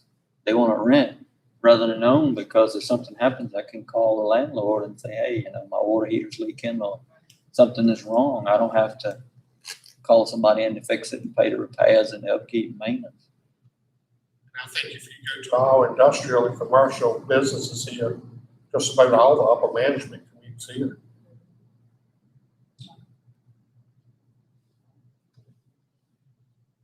Do you have any thoughts on that question? On the question about where new housing would be? But no. No, nothing else. So let's talk transportation, hopefully quickly. any of these issues calling out to you as top priorities? Number E, road maintenance. We need a lot of road maintenance stuff. Number one issue. We've battled with VDOT for We do. County, and not just roads, but anything, I think we're real good and been proactive in getting grant money to fund projects. But we only get so much VDOT funding a year. It takes, I'll use Independence Church Road as an example. I've been here for 27 years. I think Mr. Ferguson, he was here after they unloaded the ark. That program, that we had to divide that project up to 3 phases. If you don't get $30,000 to $40,000 a year, that doesn't touch $1 million a mile worth of road work. So we have to rely on revenue sharing grants, 50-50. They have these smart scale grants, TAP grants, T grants. it's hard for us to put a 6-year plan together, You like can't VDOT extend it. requires, Yeah. Should because called we can't 30-year get the plan. funding needed to do the repair. Our projects on the 6-year plan have been there for 30 years. Are they all, or is your 6-year What plan is the funding primarily from? road VDOT. maintenance, or is it projects? Realignment, maintenance issues. They don't clean ditches anymore, so. Well, it's hard to get them. Well, that goes back to some government regulations that Lynn addressed earlier. I mean, they can't clean ditches, they can't go on They have to get environmental property, other Environmental properties and division. different things. What about? Their whole scope of work has changed I have, due to regulations. I ran into a deer a few weeks ago, tore my vehicle off pieces. And I believe if the grass had been cut and wasn't 16 foot tall, I would have saw the deer before it entered the highway. I have to get them to go between grass cuts and cut intersections back so people can see. Yeah. And again, it comes down to funding. You have so much maintenance money per locality. The formulas they use to determine that money are how many miles of, they have different classification of roads, and we just don't get the funding the larger communities have. And, anything they do has to come out of yearly maintenance money from VDOT, grass cut, replacing potholes, or not replacing, replacing signs and stuff. And a lot of your secondary roads are the ones that suffer. You do, especially in the summertime, Yes, on Brink Road, especially in the summer. the Hollywood Boulevard. And Used to be thoroughfare at Lake Gaston, so. They've only cut it twice this year, I think. This is the second cut. Yeah. All year. So are there any new sidewalk projects? I know you've worked on some of those and trying to connect some of the. Well, we're wrapping up the sidewalk project we have now that is not very popular with most of the community. I got some TAP funding, transportation alternative funding for sidewalk between the city limits and Brook Ridge Apartments and her way, because you have a large apartment complex. I think it's 9 apartment buildings and a lot of foot traffic and no sidewalk. They had to walk down the road. So that has been approved. It's a VDOT administered project. So once all the funding comes through from VDOT, they will construct that for us. The Transportation Safety Commission has identified the low ground road area between the city limits and the mobile home park as an area that needs a sidewalk. So Which mobile home park? Which mobile home low park? ground road. And that, these funding programs they have now aren't every year, they're every couple of years. So we will start this summer if the board wants to go through with it, put an application together for that sidewalk for the low ground road. Are there any other areas that need sidewalk? And so, anything like that? Well, we put them in Washington Park. I think those are the major. I think they're the biggest ones, especially the 131 South to Brook Ridge. That's we've had fatalities, pedestrian vehicle conflicts because of Spring Road fatalities. could be one too. Spring Road from the city to fast sale and structure project. I can't. Brink Road. Brink Road. Brink Brink Road? Road from Oh, the city okay. limits to past Salem Church, like when you start. Yeah, A you're lot of right. people walk There's along some- there, and sometimes it's really hard to see them.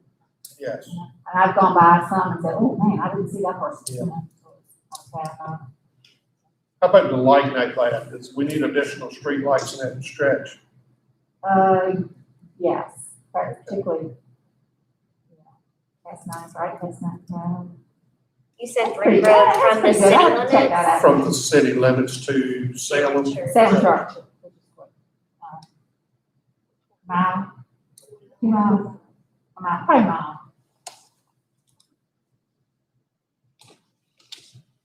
Anything else on this list in terms of issues? Or something you want, like bike lanes or, I think we have a big need for bicycle lanes here. Sidewalks, probably not that. I said they could choose sidewalks, because sidewalks aren't that No, busy. and- and like accessing this building, we build sidewalks as far as we can go, because 301 is limited access beyond where we just finished the sidewalk, so we couldn't build one out here if we wanted to. I marked the intersection safety improvements, but Lynn addressed that too, because some of the country areas, I mean, Bernie, they grow up, they let the bushes, and your vision is blocked. so more It's more maintenance. that line of sight. Yeah, we need more more less maintenance. maintenance, Yeah. and it's not just the It's maintenance, basically, they were kind of combined for me with the maintenance and those they won't intersections. maintain the asphalt ditch, all they want to maintain is the roadside ditch. I That's mean, fine with water ponds. 'cause it's a huge factor, I mean, schools are not in session then, but when buses are traveling, it's dangerous when you put a bus load of kids out there. You gotta pull out in another road to see through the intersection. I think at exit 4 too, with us doing all the extra development out there, there's been quite a few accidents in that little area that we might have to look at in the future as far as some type of traffic light or some caution light or something. We've looked at that before, and I can get a copy of that safety audit that they did. They do not want any traffic backing up on the ramps coming off 58. That would probably create more of an hazard. One thing we can look at, I don't take all this time, but we can make VDOT not grant any exceptions for entrances closer than what it's supposed to be to the interstate. Because Love's had to give an exception to put the entrance at, it's supposed to be, I've got, I would say 825 foot from the ramp. Well, there've been some major accidents. Yeah, and they got an exception, they were granted an exception to go closer than what VDOT typically requires. And that distance is in there, so you don't have traffic backing up. We just had a developer look right here at the corner, on the northwest corner of exit 13, doing something with that corner, and he wouldn't be able to get an entrance in per VDOT regs. He would have traffic backed up over the overpass. That's why that's gone away. Any thoughts from you, sir, on transportation? So our last question in terms of this open discussion period is the idea, and we've touched on this a bit, related to communication and cooperation between government and citizens, business community, faith-based community. This kind of came out, it's a little outside the realm of a typical physical development comprehensive plan. We wanted to just go ahead and add it. I think, you heard it coming out today, and the idea of how do people want to receive their information, and how can the government, is there anything the government could do to better reach its citizens? I think one thing we've done recently is started live streaming all public meetings. That came about because of COVID. The live streaming is right now. That really gives people the opportunity to observe what the local government's doing. I don't know if we want to let them participate electronically somehow. I don't know what other localities are doing. Maybe comment remotely during a public hearing or something. I don't know what other localities are doing, but I think we do a good job with our website. A lot of people don't know what's out there. We had a lady earlier, I wish they would put the IDA limits up and the board meeting limits up. I said they are. I had a laptop with me, I said, but here's how you get to vote. I didn't know that. I do know we are working on some things with the website and doing some updating where people can, instead of having to come here to do everything physically in the building, they'll be able to go from the website. I mean, you have to look at young adults. They don't want to go anywhere. They don't want to mail anything. They would rather do their things electronically. Or their job Right. schedules might not One thing I facilitate think being able to be here. we need to do, and we've been doing building permits and all stuff like that now, electronically, they can email it to us, but a payment system, they still got to come in here and pay. That's something that we're working on, Yeah. right? That would be a great benefit. Because right That's now, some when people pay their investment, isn't it? utilities, if you pay your water bill online, you log in and you have to have a code to know our county code. But when you get to where you need to be, you're just paying a blind amount if you don't already know how much you owe. So you can't actually see how much you owe on the website, and I think that is something that drastically needs to be fixed. Because when I log in, I mean, I'm gonna be very honest, 95% of my bills, I pay on this phone through an app. I don't mail anything, so it's more convenient for people to just be able to do it that way. And I think we'll get more participation if they could do more things virtually. So is there anything on this list that you think, or that you've heard from your neighbors or friends or family that they'd like to see? I like D, and I only like D because of being a new elected official. I didn't know that so many people had no idea how government really, really works. Yeah. And I even thought of an idea of maybe doing like a junior board, and they come and they shadow us at a meeting and they actually see how the process actually works. And then that way, we might be grooming future leaders of the community that way. I've seen that, and And I've that's actually something seen you can- communities do that, and those kids, and they're in high school usually, they actually do become board members when they graduate. That's something we can get with the school with, because we used to have kids from the government classes coming. I hadn't seen one come in years. I have seen Boy Scouts and Girl Scouts and stuff working on their Come to meetings. badges and stuff, citizenship or whatever, come to our meetings. I remember I in think the she's- past through the local government class at high Yeah. school, they had some come and actually kind of intern through the summer some. Yeah. I've had interns before, yeah. And I think you're talking about, I've seen communities actually assign a student for the whole semester. So they come to all the meetings and start really giving input, because like you were saying earlier, those are the kids that need to be giving us input about the future. They are the future, so it was pretty helpful. Well, I know they used to do that because some of them used to attend the meetings because they would get us to sign the paperwork Yeah. and things Yeah. after the meeting before that. Like I said, school's not in, man, so things are So different. many things now. Schools Just stay have to virtual. do. That'd be a good government thing. Right. Required to come to so many board meetings. Mhm. And it used to be Send that you while way. you're in government. I mean, even when I was on school board, they used to have to come to so many school board meetings and things. Like I said, they would get us to sign off on that, because they were in attendance. Does the Believe they're county funding have that. an Good active interaction. Facebook page where you're promoting events or posting meetings? Is that Yes. something that? We just have on our website, a press release section. So everything's done through the website. We don't have any other social media. One of the things that I've seen effective, again, pre-COVID times, but when the local government does have a Facebook page, to actually create events for events like this, and then that way you can select, I'm gonna go, or I might go, and then your other friends see that, and you get the reminder that the meeting's tonight, and that was actually, ended up being a pretty effective way to boost involvement in a community that had similar challenges. I think we've got to be innovative with technology to get the younger generation involved. So I, you know, Need what to you're evolve saying, to where they are. yeah, what you're saying, and it's right along that line. So, I think you have to do both.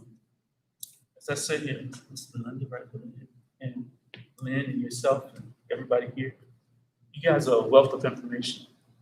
We get back to normal, I think it would be a good opportunity for us to expand this knowledge and give to our citizens of the county.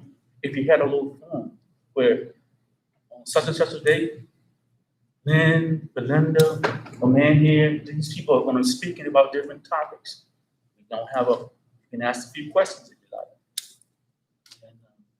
We Because have- things that we should already know, that we don't know, because we're walking around with blinders on, I guess, I don't know, but, That's one of the things we actually heard this morning, was a desire for, and I've seen this effectively in a town hall setting, where you might have either a focused, like, presentation on subject X, Y, and Z, and then open question on anything that people want to talk about in the community, because your public hearing process is so formal, and you're not engaging with your public during public hearing process, but there's still that burning desire often that folks want to be able to come and want to be able to hear an answer to their question. I know there have been some individual town hall meetings in different districts throughout the county in the past. I mean, yeah, we probably could improve upon all that. Do you think there's any opportunity for interaction between faith-based and maybe that could be a way of promoting the services like you're talking about, didn't know about? so again, I'm sorry. Do you think there's any opportunity for the faith-based community to also promote the government services? Maybe like, you know, have a speaker at your, you know, after Sunday in normal times, your dinner after church, or, you know, do you think there's any opportunity for cooperation there? Personally, I don't think that's the greatest place to have it. Even though we might be saying the godly things, I have been in situations where I know that we lean one way or the other, and it's more subjective than it is objective. So in a forum like this, I think would be better than at church, even though church is supposed to be. The local Rotary Club does that. They have monthly meetings and guest speakers. One thing the Independent Messenger does, they have the Progress Edition every year where we get to brag on our accomplishments. And we've always filled up that Progress Edition with county projects and stuff. The city does too. We used to have a county newsletter. That Years was something ago. brought up today, We desire used for to a have a county county newsletter. newsletter, and that's something else you can look at. It went to every PO box, or not every PO box, but every PO box and house in the county. It's a general mailing. Of course, it costs money, but that's one way to keep the community abreast of what's going on. And I have like increased transparency over government processes. I know, I just kind of got involved in coming to these solar projects. And as I said, my eyes were open because I never paid attention to government. I just ran itself. It didn't bother me. So, but the thing I know at some of the meetings, like the board of supervisors and probably more board of supervisors than planning commission, is if a citizen asks a question that's not a legal question. I understand you can't answer legal questions, but it's like, y'all have been instructed, I understand, not to answer any questions in the meeting. I don't think that's quite, I don't see why you can't answer some, you know, if it's not a legal question, I don't see the problem. So I don't know why, I guess the attorney has told you not to answer questions. Well, he has, that's what I was saying. So like, for instance, if I know one instance, I go back to, someone asked for funding for the Beta, and this may not be for the Beta Club. They asked $800. The board gave them $400. Okay, well then at another future meeting, somebody came up and asked for the board, would they consider giving them the whole $800? So they needed $400. Well, why couldn't the board answer that question right. They didn't. They said, okay, as far as I know, it never was recorded in the minutes that they answered that man's question about the $400. And I'm thinking, things like that, it's like, why couldn't they have said, taken a vote right there, okay, do we want to give him, and answer the question right there? That's not illegal. So as far as open government and getting answers, I don't understand that part of, if you're at a meeting and there's a question asked, why can't you get an answer right then? Not have to wait or never get your answer. So maybe the B, the more So opportunities open government or whatever. for direct communication too. I mean, is that kind of, I'm not a board member, they could probably answer it better than I, but typically, if you ask me a question, we'll get the information and get it to you. I think it's the typical. If you're on the agenda for an appointment. Correct. Then yes, the questions are answered as discussion. But in citizens' comments, I mean, we had this with the school board as well. Anybody spoke in citizens' comments, we didn't answer their questions. We took their questions, but somebody Got that one. answer, was supposed to get you an answer. So, I think that failed in your Well, case. because I looked at the minutes, and I never saw that question answered in the minutes. Now, it could have been he was privately answered, but I think if a question is asked in public board meeting, it should be incorporated somehow in the minutes how it was answered. But I think it's normally just directed to that individual.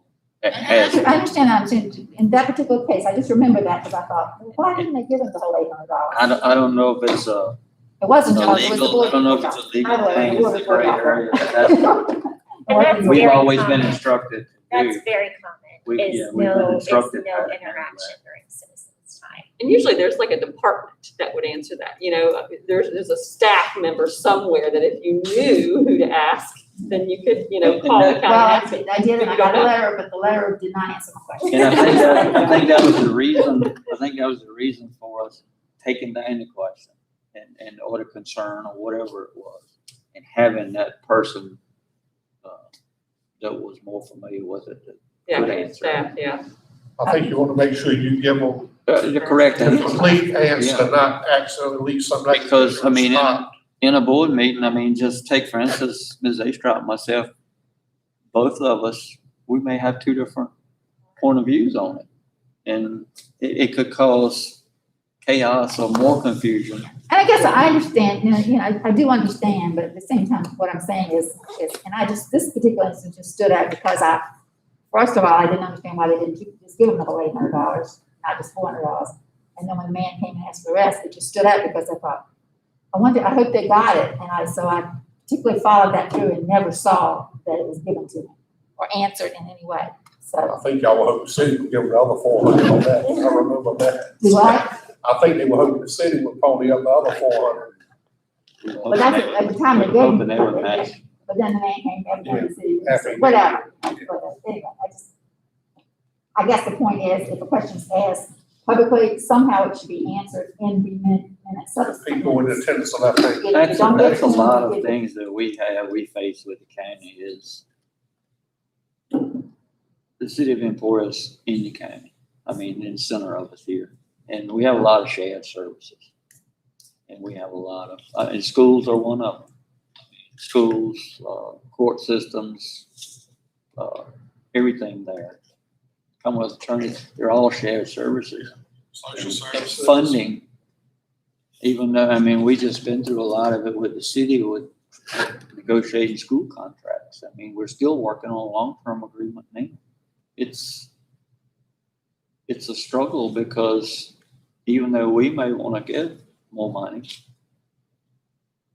we can't give but so much based on, population and different things. It's been based on composite index in the past, but we're trying to work some new things out there, but we can't say, yeah, we're going to give X amount of money, but the city can't afford it, or vice versa. The city couldn't say, we want to do this. Just like a new school, the city may come on and say, we want to build a new high school, but we can't afford it.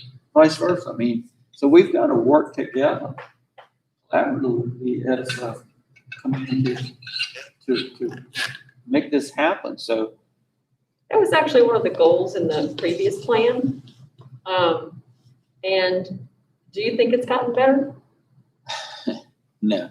We are, like I said, we just currently work through a school agreement, Ms. Astrop and I are the representatives on the board with our fabulous legal team and city's legal team, and we reached a year agreement, but we're looking for a long term. We want something so that we can take this off of the plate and not have to worry about it. But it's not just the day-to-day things, it's capital improvement, it's a lot that's gotta be looked at. So do you see any And a solutions? lot of big funding, I mean, just like we keep talking about the high school, it's a new school nowadays could cost you in excess of $50 million. Do you see any strategies for improving that, or it's just very complicated? Complicated. And granted, I know, I've said before, y'all have thankless jobs, so. whatever you It's do, complicated. it's not In complicated. fact, I mean, and then it's not over, even if you reach an agreement. Then, because even when we built the new elementary school, which was only $18 million, we had to take that to the voters. We had to have a bond referendum. So the citizens have got to have input on it as well. I mean, it's not wholly our decision. So it's making things happen, and people think, it takes forever to get anything done. It's a long time to get done.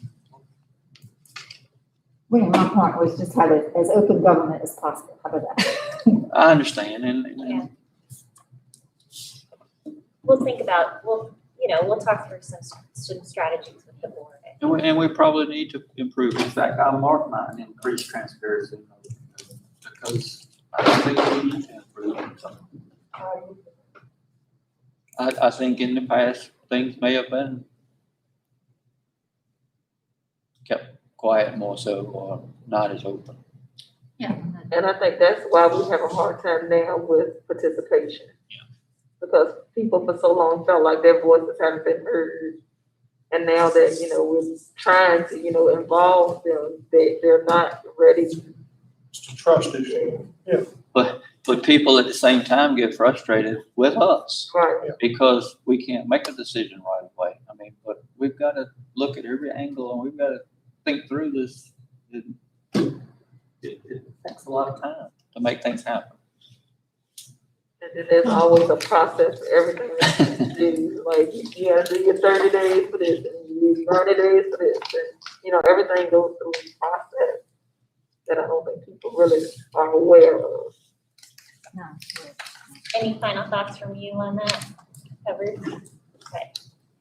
So we do have our map exercise. I think, do you want to? What time is it? It's 8:15 now, so if anybody needs to go, you're welcome to kind of fill out that map if you'd like.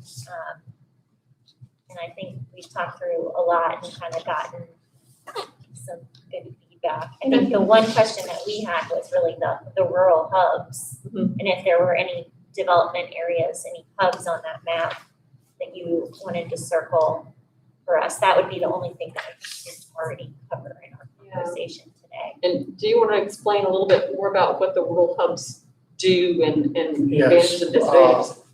You have hub overlay districts where you have little communities spread out through the county. Skippers is one, Claresville, Brink, Purdy. When you look at your zoning ordinance, and you look at these zoning in that area, you have a list of uses. Most of these are agricultural districts. Well, the hub overlay allows for additional uses that aren't typically allowed in an agricultural district, such as a community store, and at these little communities. So it's very, I like the hubs, but I think we need more specific boundaries for the hubs.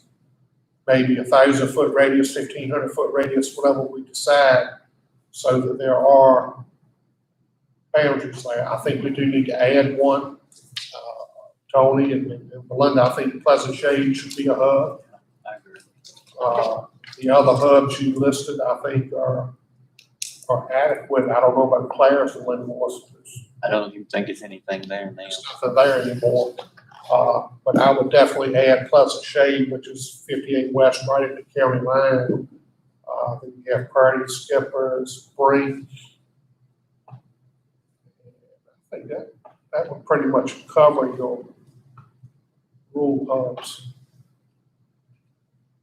The distance now for the rural hubs is in the ordinance, and I think it is 1,500 feet, but it's really small when you. It is, it's 1,800, I've forgotten what it is, but Yeah, it's I say when we map it, we probably need to do it to scale because. that is to that- scale, that's- yeah. We do identify it, but when I look at a tax map, when somebody comes in, I want to build, and we had a commercial kitchen in Perth. You know, and when I glanced at the tax map with my hub overlay, you know, it didn't quite jive up, so I had to actually do a lot of measuring and stuff to determine if they were in that hub or not. And they were luckily, so it was an allowed use, because it was in the hub. But I just want to make sure we have as accurate a map as we can. I was surprised at how small they were when I But actually they are. did the radius of what it said in the zoning ordinance, and it's really small. Well, just like Skipper's Hub. Skipper's Hub is based basically near the railroad track. So it's not centered over what I call like crossroads. It's more to the east than it is to the west of 301. So we could increase the size of those hubs, but now in that area, probably get too much ahead. With the addition of the sewer and stuff, we might do some zoning changes like that to reflect the utilities we have in place now. I think if you all wanted to scrutinize those maps a little bit and just take a picture of it and email it to Lynn, and if you had any, especially those, if you know of any other communities, like you was saying, Pleasant Shade, if there's any others that are actually showing growth that you think should be included. I have a question. What are some of you guys' positive takeaways on this conversation this evening? Well, let me go back to budgets. You know, these conversations can be challenging because we are talking about real issues, and I think there are issues that don't have clear-cut solutions always, and multifactorial issues, multifactorial solutions, and so, you know, the comprehensive plan is looking comprehensively, and so that's it is easy, I think, to get caught up in kind of the negative things that you can hear about the community.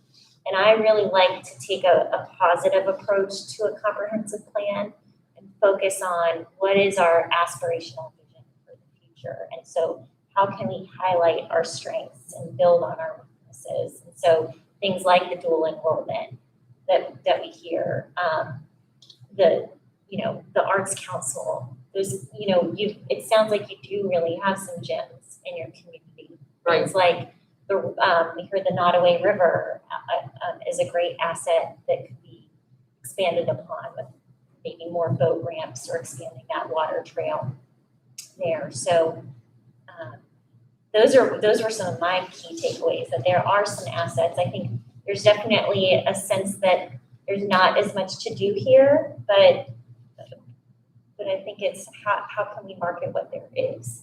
And marketing can be a really great and not as expensive as actually building good facilities. I think one of the things that Melissa and I were really impressed us when we arrived here is just the amount of investment that has happened here to build this facility.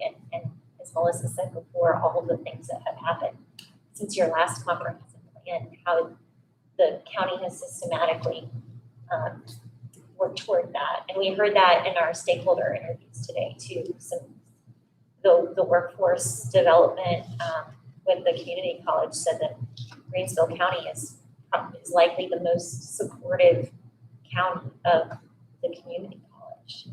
So, I mean, that was a great Got a endorsement. lot of compliments from community college today.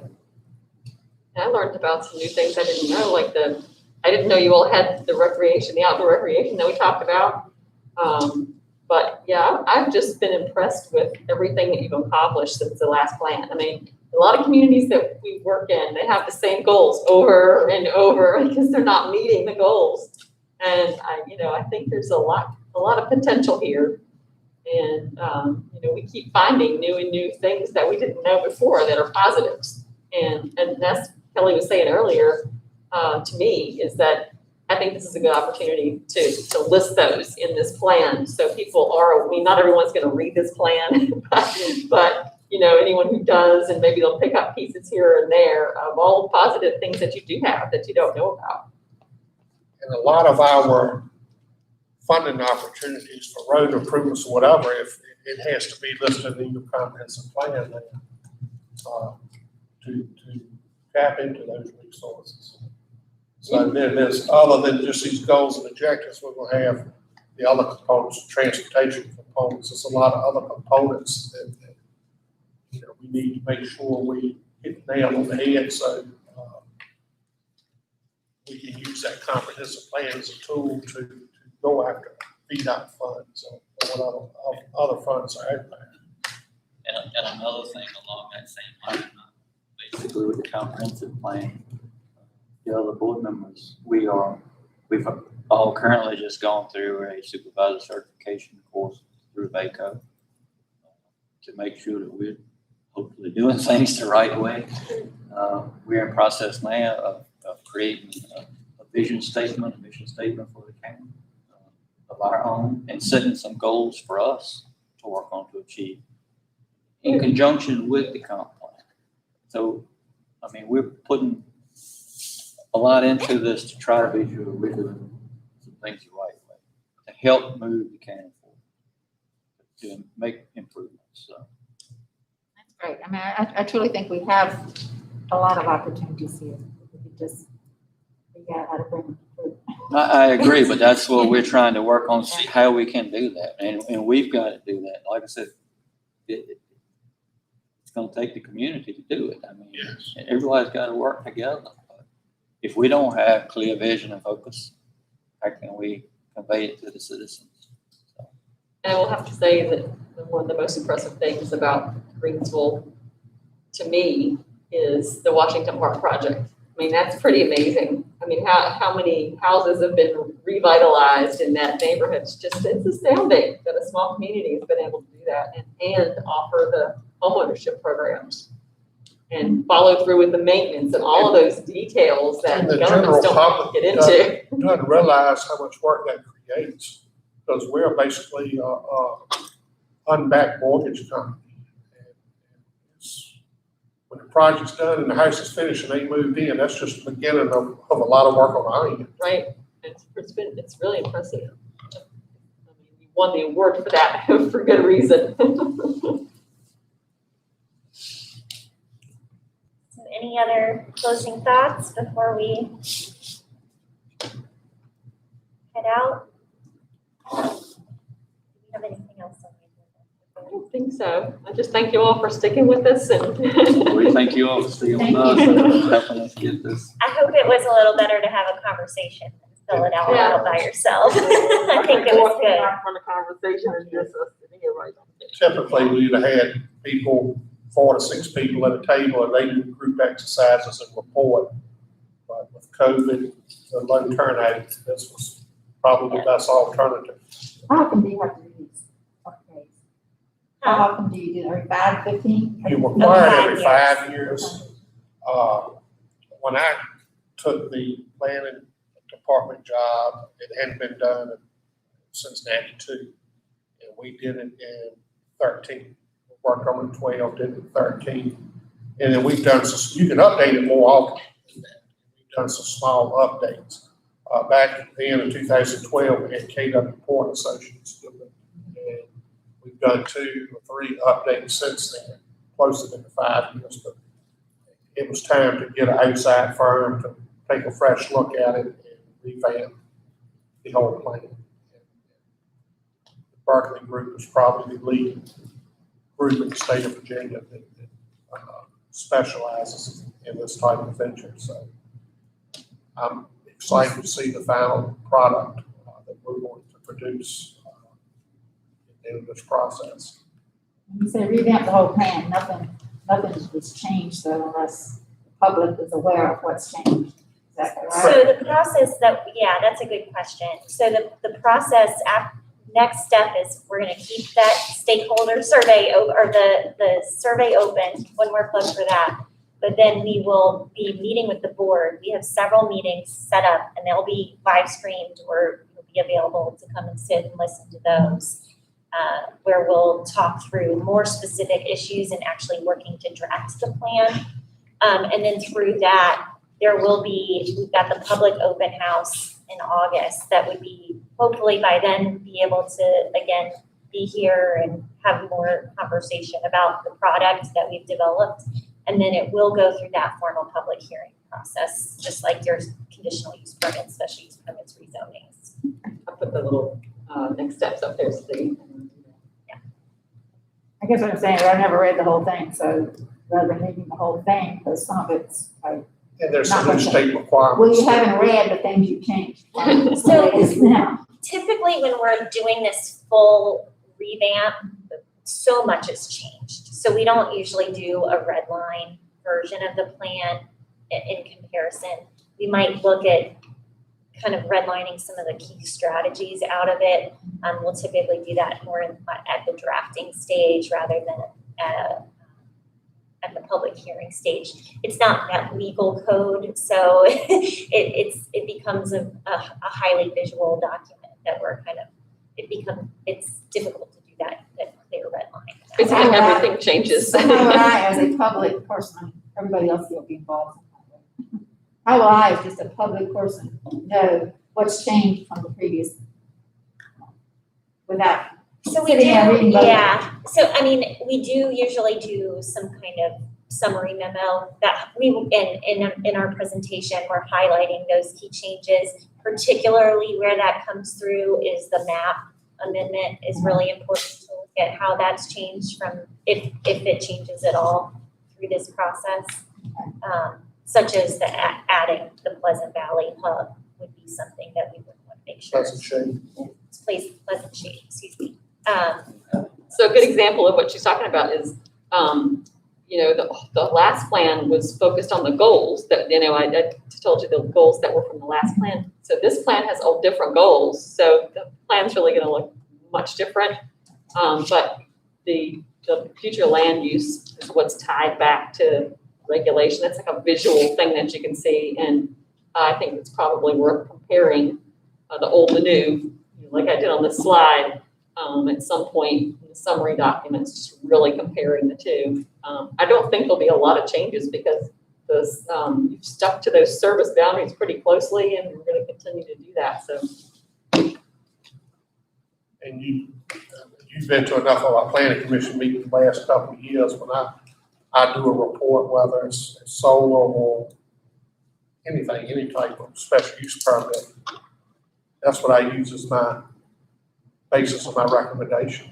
It's in the report. And it's a very important document for my job. As I was saying. Best product I can have. As I was saying earlier, I mean, we really need to play up how well you guys have done with the last goals in this plan too, a little bit. So that may be an opportunity to kind of compare because the county's really done a good job with that. I thank you. I gotta go. Yeah, pretty late. Thank you. Thank you all so Thank much. Thank y'all. See,